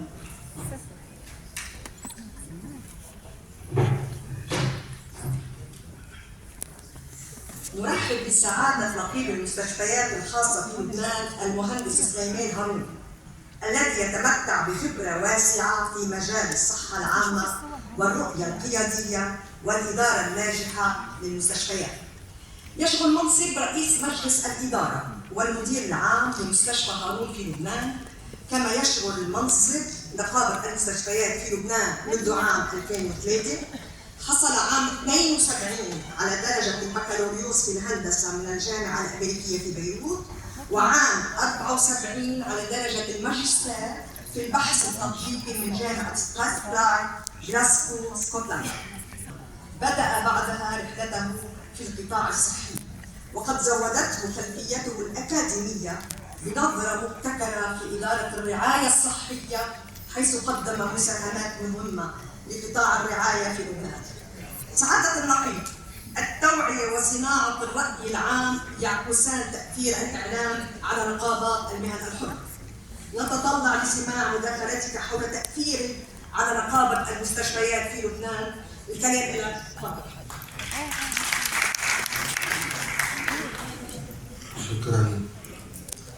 شكرا سعادة نقيب المحامين تنظيم المؤتمر ولا دعوتي للكلام.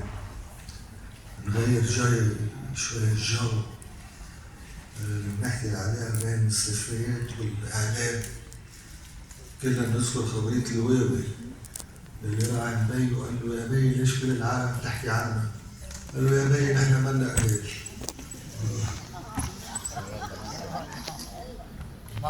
تتميز العلاقة بين نقابة المستشفيات والإعلام بالصراحة والشفافية. فعالم الاستشفاء معقد ومتشعب، والمستشفى هو عدة مؤسسات في مؤسسة واحدة، ويتطلب العمل فيها أخصائيين في مجالات مختلفة، طبية وتقنية وإدارية وفندقية وهندسية، وأن التقصير في أي من هذه المجالات ينعكس سلبا على العمل بأكمله ويصبح مادة للتعليق والانتقاد.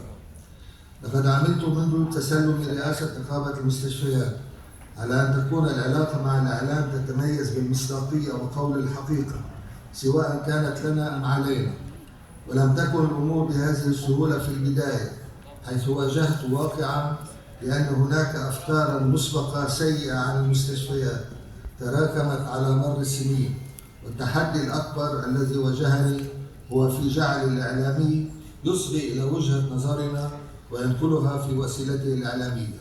ونحن نشهد فعلا أن الإعلام ثار أكثر موضوعية في التعاطي بهكذا أمور، ولا نزيع سرا أن المستشفيات لا تهوى الحديث عنها وعن إخفاقاتها في الإعلام، وبالتالي نعم الإعلام يمكن أن يكون مساهما في تحسين أداء المستشفيات من هذه الناحية. إن من واجبنا الحرص على سمعة المستشفيات اللبنانية في مقابل حرصنا على صحة المواطن وعلى حق المريض في الاستشفاء، ولبنان هو مقصد للاستشفاء سواء للبنانيين المنتشرين في الخارج أو من الإخوة العرب، ومن الحرام التفريط بسمعة هذا القطاع لما له من فائدة علمية وضرورة ومردود على الاقتصاد، وبالتالي الحوار واجب عند الكلام أو الكتابة عن المستشفيات. إن الأكثرية الساحقة من الإعلاميين والإعلاميات الذين يكتبون عن الموضوع الاستشفائي هم على قدر هذه المسؤولية والحمد لله، وتبقى قلة أو أفراد قليلين يخطئون بحقنا في من وقت لآخر، ولكن كلمة الحق تعلو دائما على كل كلمة. وفي النهاية أتوجه بالشكر إلى الإعلام الذي يواكب قضايانا، ونعبر عن استعدادنا للتعاون في نقل المعلومة الصحيحة للرأي العام، ونتعهد بأننا وإياهم سنبقى حريصين على صحة الناس وفي الوقت نفسه على كرامة كل شريف يعمل في القطاع الاستشفائي. وشكرا. أستاذة راغدة فارس ثابت، الكلمة لك فلتكن. لا يهدأ ولا يستكين المدافع الأول عن المريض وعن الصيدلي على السواء، حامل لواء شهدة الدواء وصورة لبنان كيف لا، وهو الناشط والكاتب الاجتماعي والسياسي والمناضل والوطني الذي تميز بمواقفه وإنجازاته. حصل على وسام الاستحقاق الوطني من رئيس الجمهورية ويتهيأ لخوض معركة رئاسة الرابطة المارونية.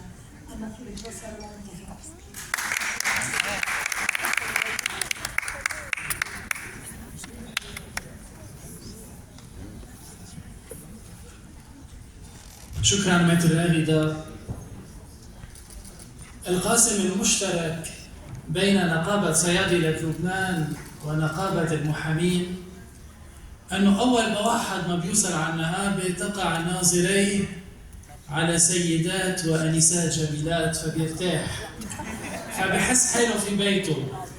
فبشكرك الصديق الحبيب النائب أستاذ فادي مصري على هيدي الفرصة اللي أتحت لنا إياها، نلتقي بسيدات جميلات ونكون ببيت المحامي.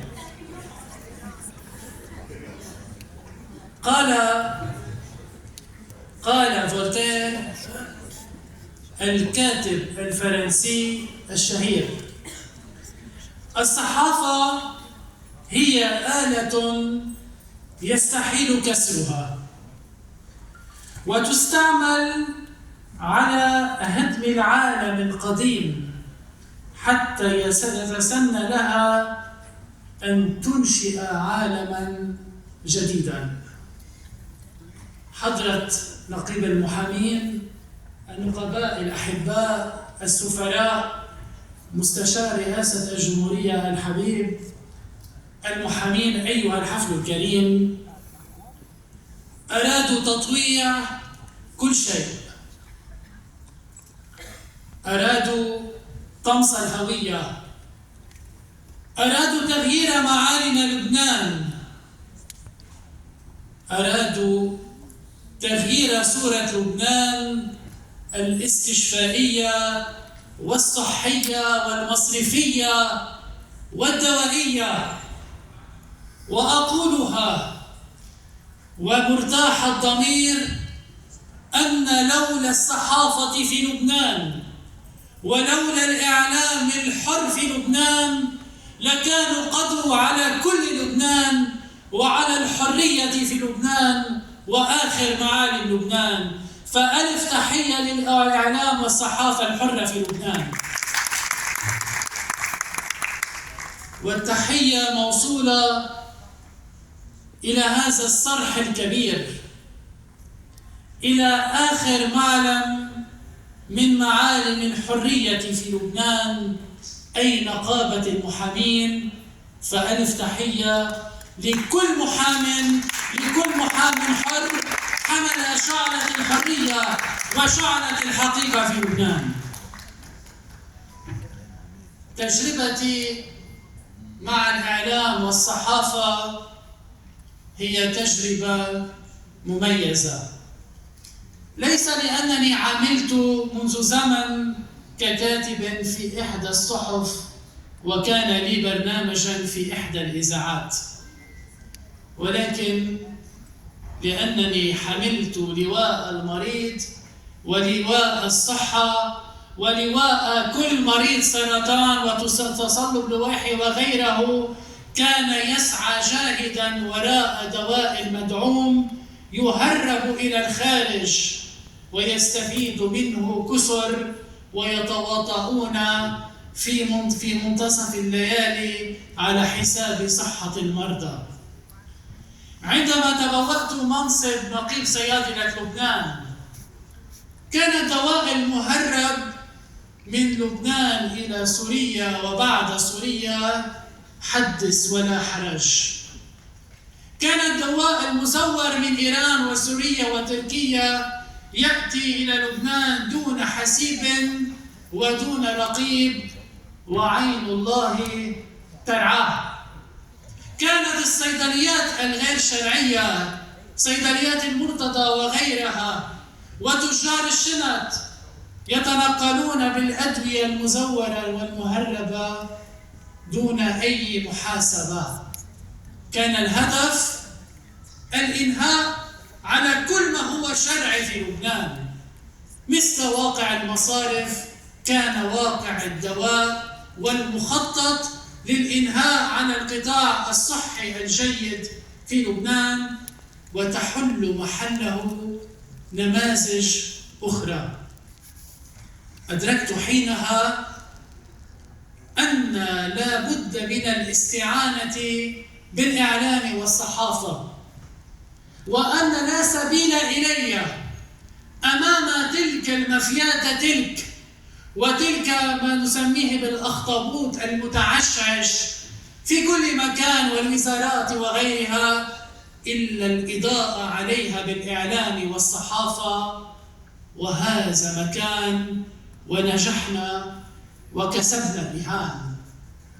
أسقطنا قوانين وأسقطنا قرارات لا أحد يحلم على قدرة إسقاطها بالاستعانة بالإعلام وبالصحافة، لأننا نعتبر أن الصحافة والإعلام هم توأمان شقيقان للحرية، وأن الحرية والعدالة هي من الله، ومن كان الله معه، ومن كان الإعلام والصحافة معه، ومن كان الإنسان والمريض معه فلا شيء يقوى عليه. عشتم، عاشت الصحافة والإعلام، عاشت نقابة المحامين، عاش المحامين. كيروز سليمان، الكلمة لك فلتتفضلي. في الجامعة اللبنانية كلية الصحة العامة، لها اهتمامات بحثية في الصحة الجنسية والإنجابية ونظام الصحة والموارد البشرية في الصحة. خبيرة ومستشارة في الصحة الإنجابية حول بناء القدرات والتخطيط والمرافقة والتقييم للتدخلات الصحية الجنسية والإنجابية. ممثلة النقابة في الاتحاد الدولي للنقابات للقابلات. عضو في اللجنة الوطنية لتقييم الكفاءة المهنية للقابلات في لبنان.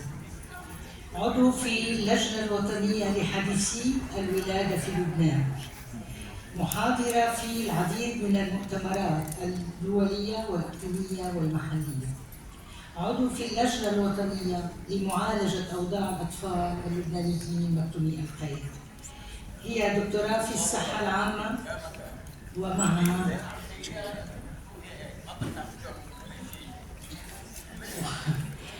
وهي ماجستير في الصحة العامة وفي تعليم العلوم الصحية وفي الإحصاء الحيوي في كلية الصحة العامة في لبنان، وهي الدكتورة نقيبة النقابات قبيلة القانونيات في لبنان الدكتورة ريما سعيد.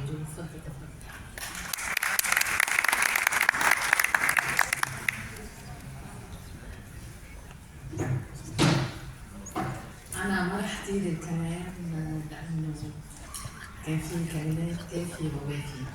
نقيب المحامين الأستاذ فادي المصري، نقباء المهن الحرة، السفراء، العمداء، يسعدني أن أكون اليوم بيناتكم. أنا اليوم موجودة بمثل نقابة اسمها نقابة القابلات القانونيات.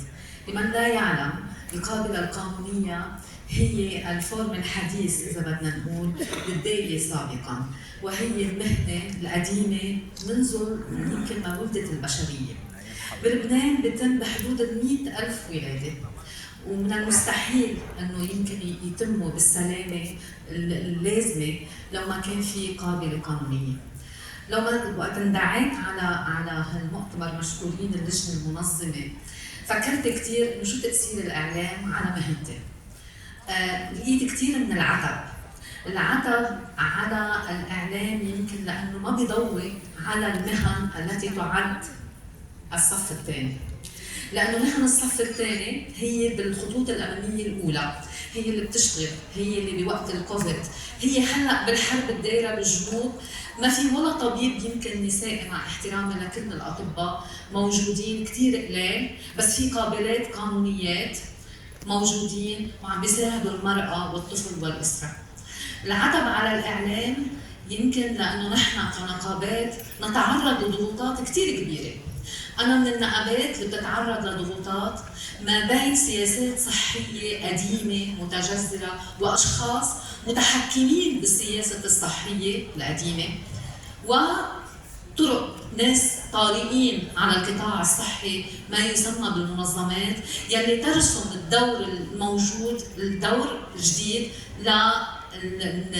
العاملين بالقطاع الصحي، ويلي هن يقصوا النقابات وقت بده يكون في عندنا نحن اي كلمه. العتب على الاعلام، نعم لازم يكون ناس يلي هن بالصفوف الخلفيه الاماميه، ولكن منهم عندهم البرستيج والبريفيليج تاعيت النقابات المتقدمه انه يدوروا على هيدي المهن، لانه هن هول الناس يلي عم يخدموا الناس على الارض. والنقابات يعني لا تدعم، او يعني يمكن الخطر بيكون اكبر او الضغط اكبر وقت اللي بيكون النقيب او النقابات هي منا تابعه لاي يمكن سياسه، لاي حزب او تيار سياسي لحتى تساعده انه يكون موجود. نتمنى من الاعلام يستثمر بالطاقات الموجوده، يستثمر بهيدي المهن، وبيستثمر بالناس اللي بيشتغلوا بهيدي المهن يلي هن متعلمين. نحن اكثر من 1500 قابله قانونيه، يمكن اكثر من الثلث حامل شهاده الماجستير، لنضوي الضوء على هيدي المهن يلي عم تخدم الناس وعم تخدم المجتمع. شكرا لك. المحامي علي دكار، أستاذة جامعية محاضرة في الجامعة الحديثة للإدارة والعلوم ورئيسة قسم البصريات فيها، رئيسة الاتحاد العربي لاختصاصيي قياس النظر في دول آسيا وشمال أفريقيا، وصاحبة مؤسسات بوزيو وأونيسرين وغيرها. هي النقيب الدكتورة نسرين الأشقر التي عملت أيضا في مجال الإعلام المرئي والمسموع لعدة سنوات، وفي رصيدها عدة برامج تلفزيونية وإذاعية. من مؤلفاتها الفكرية آخر رسائلي وزمن العناقيد. حازت على عدة دروع تقدير وتكريم من عدة بلدان حول العالم. نظرا لعطاءاتها الكثيرة فلتتفضل المجمع.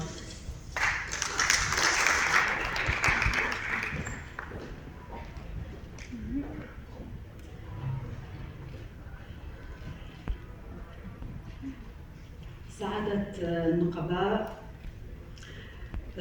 سعادة سفير تونس الصديق والأخ بوراوي الإمام، سعادة سفير الجزائر الصديق والأخ رشيد بعلبكي، سعادة سفير إليتك، الأب الروحي لي والمستشار الإعلامي الأستاذ رفيق الشلالة.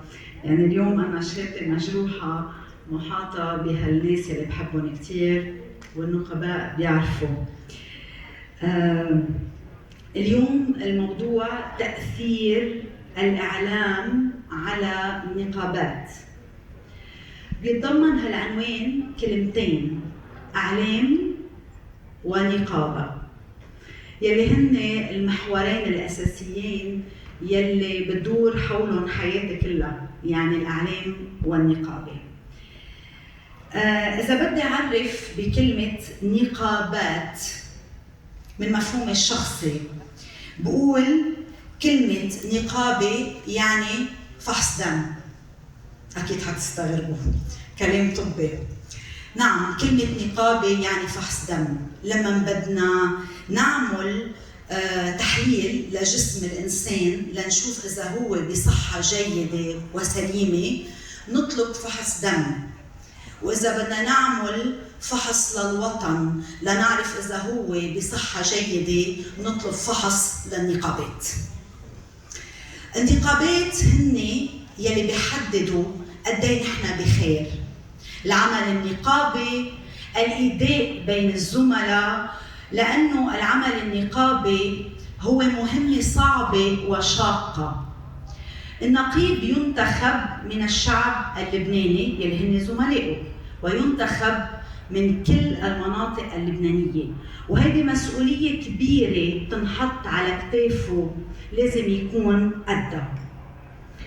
النقابات هي صورة مصغرة عن البلد وعن نهجه ككل، ومنعرف عبر التاريخ إنه كل التحركات التغييرية والانقلابية حول العالم وبجميع المجتمعات بدأت من النقابات.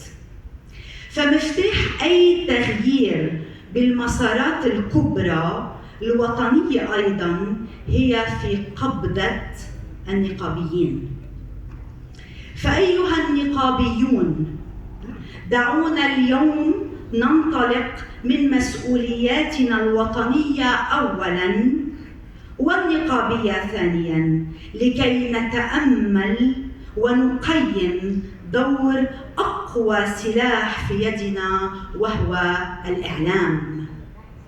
الإعلام أي السلطة الرابعة، وبرأيي الشخصي السلطة المرعبة.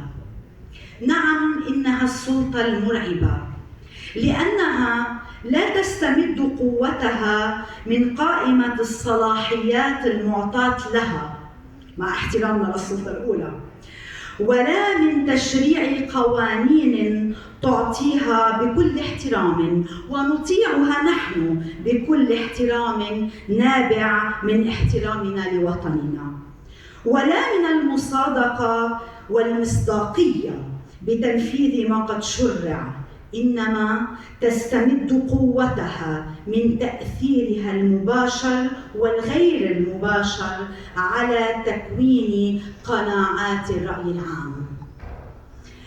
ليس فقط تكوين قناعات الرأي العام، بل تغيير معتقدات وتطوير طريقة تفكير مجتمع بأثره، والتأثير على ردات أفعال الشعوب في بعض المواقف الحساسة. وبالعودة إلى موضوعنا اليوم، فللإعلام تأثير إيجابي والآخر سلبي على النقابات. ذلك لأن الإعلام سلاح ذو حدين، والمهم ألا نسيء استعمال السلاح. فكلنا يعرف أن من يسيء استعمال السلاح هو من يقتل، وأول من يكون ضحيته هو الأبرياء. فالإعلام رسالة مقدسة عنوانها الأناقة. نعم، الأناقة. الأناقة في التعاطي والرقي في إبداء الرأي سلبياً كان أم إيجابياً، وليس منبراً لتصفية الحسابات الصغيرة والضيقة. إن كان الإعلام المرئي أو الإعلام المسموع أو الإعلام المكتوب والأكثر تأثيراً اليوم هو وسائل التواصل الاجتماعي على كافة أنواعها. يعني صارت المسؤولية مسؤولية فردية، كل واحد منا اليوم هو إعلامي لأنه بإيده في وسيلة الإعلام تبعه، وهيدا خطر جدا جدا جدا إذا أسأنا استعمله، لأنه من زمان كان في رقابة على الإعلام، وكان كل كلمة بدها تطلع محسوبة، ومن هون كان في الأناقة بالكلمة واحترام أذن المتلقي، احترام عين المتلقي، واحترام عقولنا. اليوم للأسف بما أنه كل واحد منا هو إعلامي وبإيده في وسيلة الإعلام الخاصة فيه وبتوصل بأسرع ما يكون، من هون لازم ننطلق من مسؤوليتنا الفردية بهذا الموضوع. لما بديت حياتي النقابية بلشت بعمل دام 4 سنين ونص كرئيسة لجنة الإعلام والإعلان بالنقابة يلي كنت انتمي لها ويلي صرت نائبتها فيما بعد. هون تعلمت إنه المخرج تبع العمل النقابي كله هو رئيس لجنة الإعلام والإعلان، هو من يظهر الصورة للرأي العام. وهون إذا ما كان مسؤول هو بفشل عهد النائب وهو بنجح عهد النائب، لأنه صورة العمل النقابي ستتظهر على إيديه. مش هيك وين؟ نعم. إيه. يعني هو الميك اب ارتست يلي رح يظهر هيدي الصورة. مثل ما قلت من زمان كان في التليفون العادي هذا اللي بنبرمه هيك وبيرجع لورا. هيدا التليفون كان الحلو فيه انه الشخص بيتصل فيك، انت لك الحرية ترفع السماعة وترد او ما ترفع السماعة وما ترد. من بعدها تطور شوي التليفون، بطل هيدا يلي بيبرم هيك، صار التليفون يلي بيبين الرقم عنده. فاذا انت ما رديت بيلتقى فيك ثاني نهار بيقول لك ولو ما بين رقمي عندك وما رديت، اقتحمك اول اقتحام. بعدين تطور اكثر شوي، صار في رسائل على الواتساب. يعني اذا انت ما حبيت ترد لسبب من الاسباب، ممكن تكون مريض، ممكن تكون منك حاضر للاجابه، فبتلاقي بيقول لك ولو بعثت لك رساله كان فيك تقريها. هيدا اسمه اقتحام لكل شخص. نحن اليوم عندنا الحريه نرفع السماعه ونرد على التليفون مثل ايام زمان، فيني خلي السماعه، وكانت حلوه الايام بوقتها، تختار على مين بدك تجاوب وما بدك تجاوب. اليوم الاعلام كمان بطل يدق بيبك انت بدك تفتح التلفزيون لتشوفه، لا، صار انت اذا بدك ترفع سماعه التليفون لتحكي مع امك بيطلع لك الاعلام عم بيهاجمك ويخبرك اخبار دغري، ما بتلحق تقول ايه او لا. مشان هيك بدي اقول اليوم انه العمل الاعلامي انا برايي مرق ب3 مراحل. نحن بالمرحله الاخيره.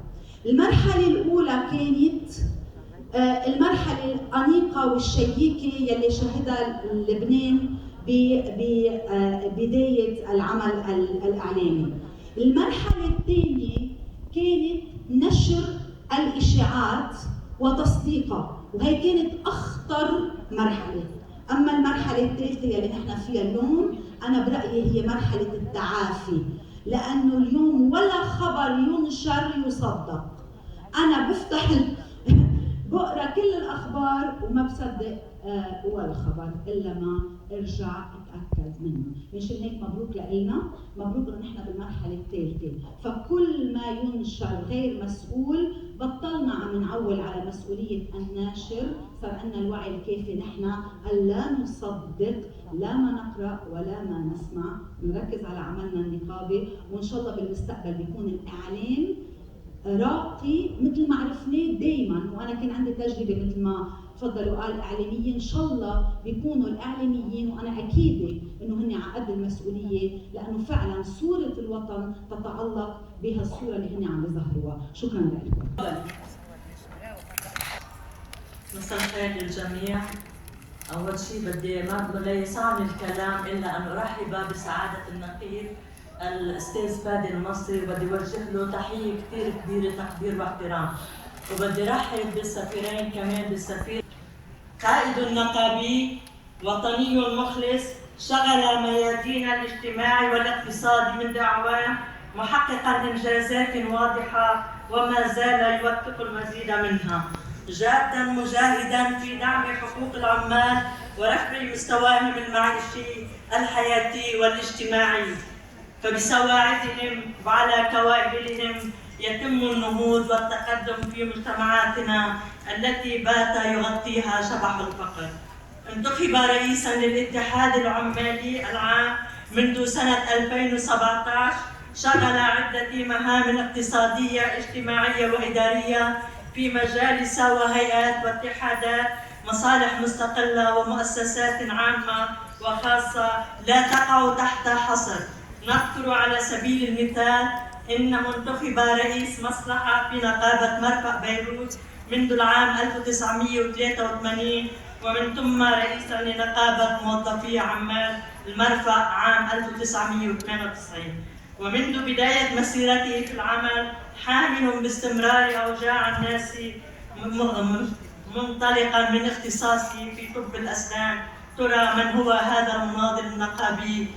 إنه ابن الجنوب، إنه ابن الجنوب البار، ابن النبطية الأبية، الدكتور بشار الأسمر. يشرفنا حضوره حاملا إلينا قضايا العمال ومطالبهم المحققة، ساعيا بشرف إلى تحسين مستواهم المعيشي، رافعا الصوت مدويا لتحقيق العدالة الاجتماعية. المنبر لك دكتور بشارة، تفضل.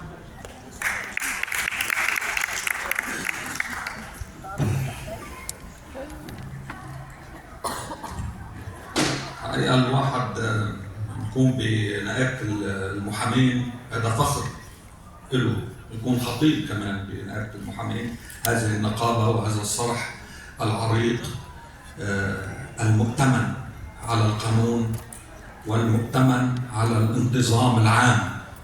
كل بلد ليس فيه انتظام عام بلد يسير إلى الخراب.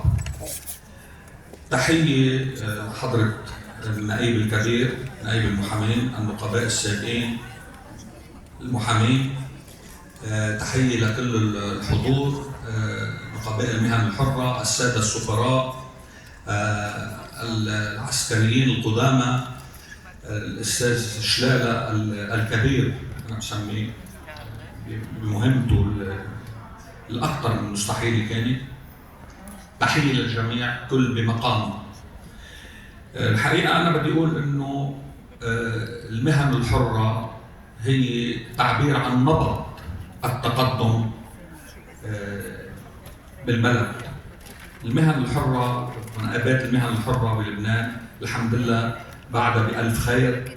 في زمن النقابات في كل الإقليم خارج لبنان هي نقابات مسيرة. نحن نتمتع بحرية، المشكلة إنه نقونن هاي الحرية ونجعلها بإطارها السليم اللي بتعطي نتائج. وهون دور الإعلام الأمين، الإعلام الصادق الذي ينقل الخبر بكل موضوعية. ونتأمل إنه بالتعاون نحن كاتحاد عمالي عام مع الإعلام ومع نقابات المهن الحرة أن نصل إلى بر الأمان بلبنان، لأنه خارج هذا التعاون لا نقوى ولا نقدر على شيء. نحن نعطي اليد العاملة، نعطي الشراكة في الإنتاج مع نقابات المهن الحرة، مع نقابات المقاولين، مع المهندسين، ومع الهيئات الاقتصادية. هذا التعاون يجب أن يثمر نحو الأفضل، أن تكون هناك لجنة متابعة دائمة تتابع قضايا الناس، تتابع الواقع السياسي اللي عم نعيشه، الواقع الاقتصادي، الواقع الإعلامي، ننسق مع الإعلاميين ضمن هذه اللجنة لنقدر نوصل صوتنا، وصوتنا هو الأهم. ليش صوتنا هو الأهم؟ نقابات المهن الحرة والنقابات العمالية هي نقابات خارج إطار الاصطفاف الطائفي والمذهبي والمناطقي والحزبي، وهذا الشيء بيميزها إلى حد ما بدي أقول، وهذا الشيء بيميزها وبيخليها عليها مسؤولية كبيرة، هي مسؤولية التعاطي الإيجابي والتعاطي البناء في سبيل بناء وفي سبيل خير المجتمعات. تظهير هذا التعاون يفترض كمان تعاون مع الإعلام. أنا بقول إنه نحن بمرحلة من المراحل كاتحاد عمالي عام أنجزنا بعض من تقدم على صعيد الحركة العمالية، أقول بعض لأنه مهما أنجزنا لا يفي الطبقة العمالية إن بالقطاع العام أو بالقطاع الخاص حقوقها بظل هالانهيار الكبير اللي عم نشهده. بحب إنه يتركز على الناحية الإيجابية، عن نصف كوب الماء الملآن، مش إنه لازم دوما ننجز ما نقدر عليه ضمن سياسة فن الممكن ببلد الانهيار فيه عم كل المؤسسات. أنجزنا مشروع التقاعد والحماية الاجتماعية بأحلك الظروف بعد مرور عشرات السنين على درسه، وهذا المشروع يشمل كل الناس في لبنان، يشمل المهن الحرة حتى يشمل اللبنانيين العاملين خارج لبنان، ويشمل العمال الأجانب ضمن مبدأ المعاملة بالمثل. وهون بقول إنه كمان دور المهن الحرة والنقابات العمالية مهم جدا اليوم على صعيد ما يطرح من الوجود السوري الغير الشرعي، أن يكون لنا رأي ورأي صارم وواضح بهذا الوجود ضمن تنظيم هذا الوجود بشكل أو بآخر. الوجود القانوني هو وجود أخوي، ولا ننسى أنه هذا الوجود ساهم بنهضة وازدهار لبنان بالستينات والسبعينات. إنما اليوم ننظر إلى واقع مرير السوريين عم يعيشوا فيه، الفلسطينيين عم يعيشوا فيه، كل أهل الإقليم يعيشوا فيه. يجب تنظيم هذا الواقع بعيدا عن المزايدات والمهاترات التي نعيش، وطبعا بضغط على أوروبا ودول الخارج الغرب التي بطريقة أو بأخرى تشجع بقاء السوريين بلبنان. هذا دور مهم جدا، وهذا دور المهن الحرة والاتحادات العمالية والاتحاد العمالي العام، ودور الإعلام، التركيز على إعلام بناء يظهر الحقائق، على إعلام يبين واقع النزوح، يبين واقع لبنان تمهيدا لقيام لبنان. وشكرا. فائز على دكتوراه في هندسة المساحة، نقيب مهندسي المساحة العرب مترأسا 18 دولة عربية، عميد كلية الهندسة في الجامعة اللبنانية الكندية، خبير دولي في المساحة لدى جامعة الدول العربية والأمم المتحدة. بعد أن أمضى أكثر من 2.5 سنين في مجلس النواب، كان المساهم الأول في اقتراح وإقرار قانون تنظيم مهنة المساحة في لبنان. إنه نقيب الطبوغرافيين المجازين في لبنان الأستاذ سركيس فدعوس. الكلمة لك. أنا مني جاي اليوم اللي عمر أنا وياه 20 سنة. كل النقابات يعني بمهن الحرة الموجودين في تواصل. سعيد بتونس بعد ما عندهم نقابة مهنة حرة، بس في جمعية عم تتعامل معنا. والجزائر عندهم أوردر بس. على كل حال والحضور الكريم، لبنان بلد الحريات، إنه واحة التعبير الحر في محيط له قوانينه وضوابطه، لكننا في نعيم أضعناه لأننا فقدنا المفهوم البناء للحرية. إن المهن المصنفة مهنة حرة لا تعنى أن صاحب المهنة هو حر فيما يعمل، وإلا لكانت جميع المصالح والمهن مع كامل الاحترام لها ولمحترفيها لكانت كلها منضوية في تجمع نقابات المهن الحرة في لبنان. لكن الواقع ليس كذلك، لأننا نقابات أنشئت بموجب قوانين تنظيم هذه المهن وتحدد مهامها ومسارها وكذلك شروط ممارسة اختصاصاتها. هنا نطرح مبدأ مفهوم الحرية الأوحد المسؤولية، أي الحرية المسؤولة، الحرية البناءة الخادمة دوما للمصلحة العامة والخادمة للحقيقة. هنا ومن هذا المفهوم نحدد العلاقة الترابطية بين الإعلام المسؤول وبين المهن الحرة المسؤولة أيضا، فنحن نتكامل في الحقيقة التي تضيء لمجتمعنا الدور والطريق لما نقوم به. فبموجب قوانين وتنظيم المهنة العائدة لكل نقابة منا نحن نمارس هذه المهن ضمن ضوابط مناكبية ومهنية، ولنا الحق في محاسبة من يتخطى هذه الأصول، كما هنالك شروط الانتساب ومهنة الصحافة والإعلام كذلك. عليه نفهم أن لكل منا دور يقوم به في خدمة المجتمع وفي خدمة المصلحة العامة وهو مؤتمن عليه. فكما نحن مؤتمنون على الحقوق فأنتم مؤتمنون أيها الإعلاميون الكرام على الحقيقة، والحقيقة هي التي تحرر وتستعيد المجتمعات من خلالها روحية البناء والنهضة. ولأننا كنقابات لها قوانينها ونظمها نعد لكل مهنة، والإعلام المسؤول عليه أن يضيء على دور هذه المهن في النهضة الاقتصادية والتنموية ومشاريع التنمية المستدامة، كما دورها في صون القوانين والحقوق، وكل ذلك في إطار واحد لا يتناقض مع الحرية أبدا بل يكملها ألا وهو الحقيقة. من هنا عندما تسلطون الضوء على حدث أو مهنة عليكم أن تعودوا إلى مرجعية هذه المهنة كمصدر أساس للحقيقة التي تنقلون. أيها الكرام، لن أطيل عليكم في تشعبات المهن وأدوارها، لكنني أود فقط في خلال هذه المداخلة المختصرة أن أقول أن الإعلام هو من ينقل الصورة إلى المجتمع وإلى العالم، فليكن منارة وطريقا من خلال الحقيقة، والطريق إلى الحقيقة هي الحقيقة نفسها.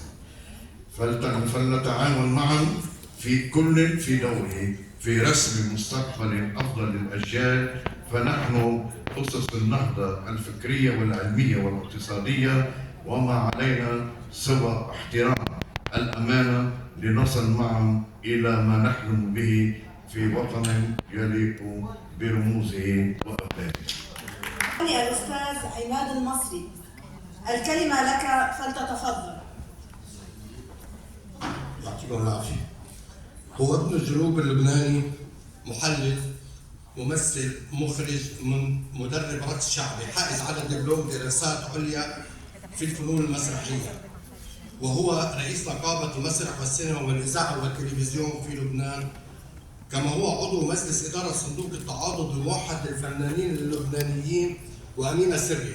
شارك في العديد من الأعمال والمهرجانات العربية والعالمية، وكذلك في عدة أعمال مسرحية. ترأس الوفد العربي في ورشة عمل الخبراء المسرحيين العرب في بكين، سجل العديد من الأعمال الإذاعية، ممثل ومدير إنتاج ومساعد مخرج في فيلم ناشر علي، وقد قام بإخراج العديد من الأفلام الوثائقية التي أنتجتها وزارة الثقافة.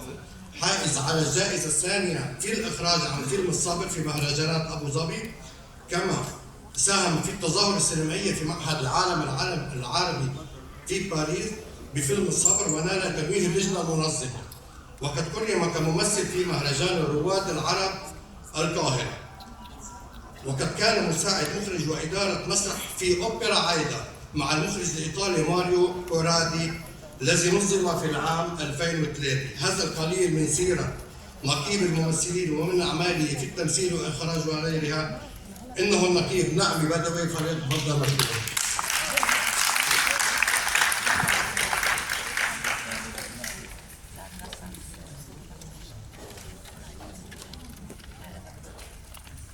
مرحبا.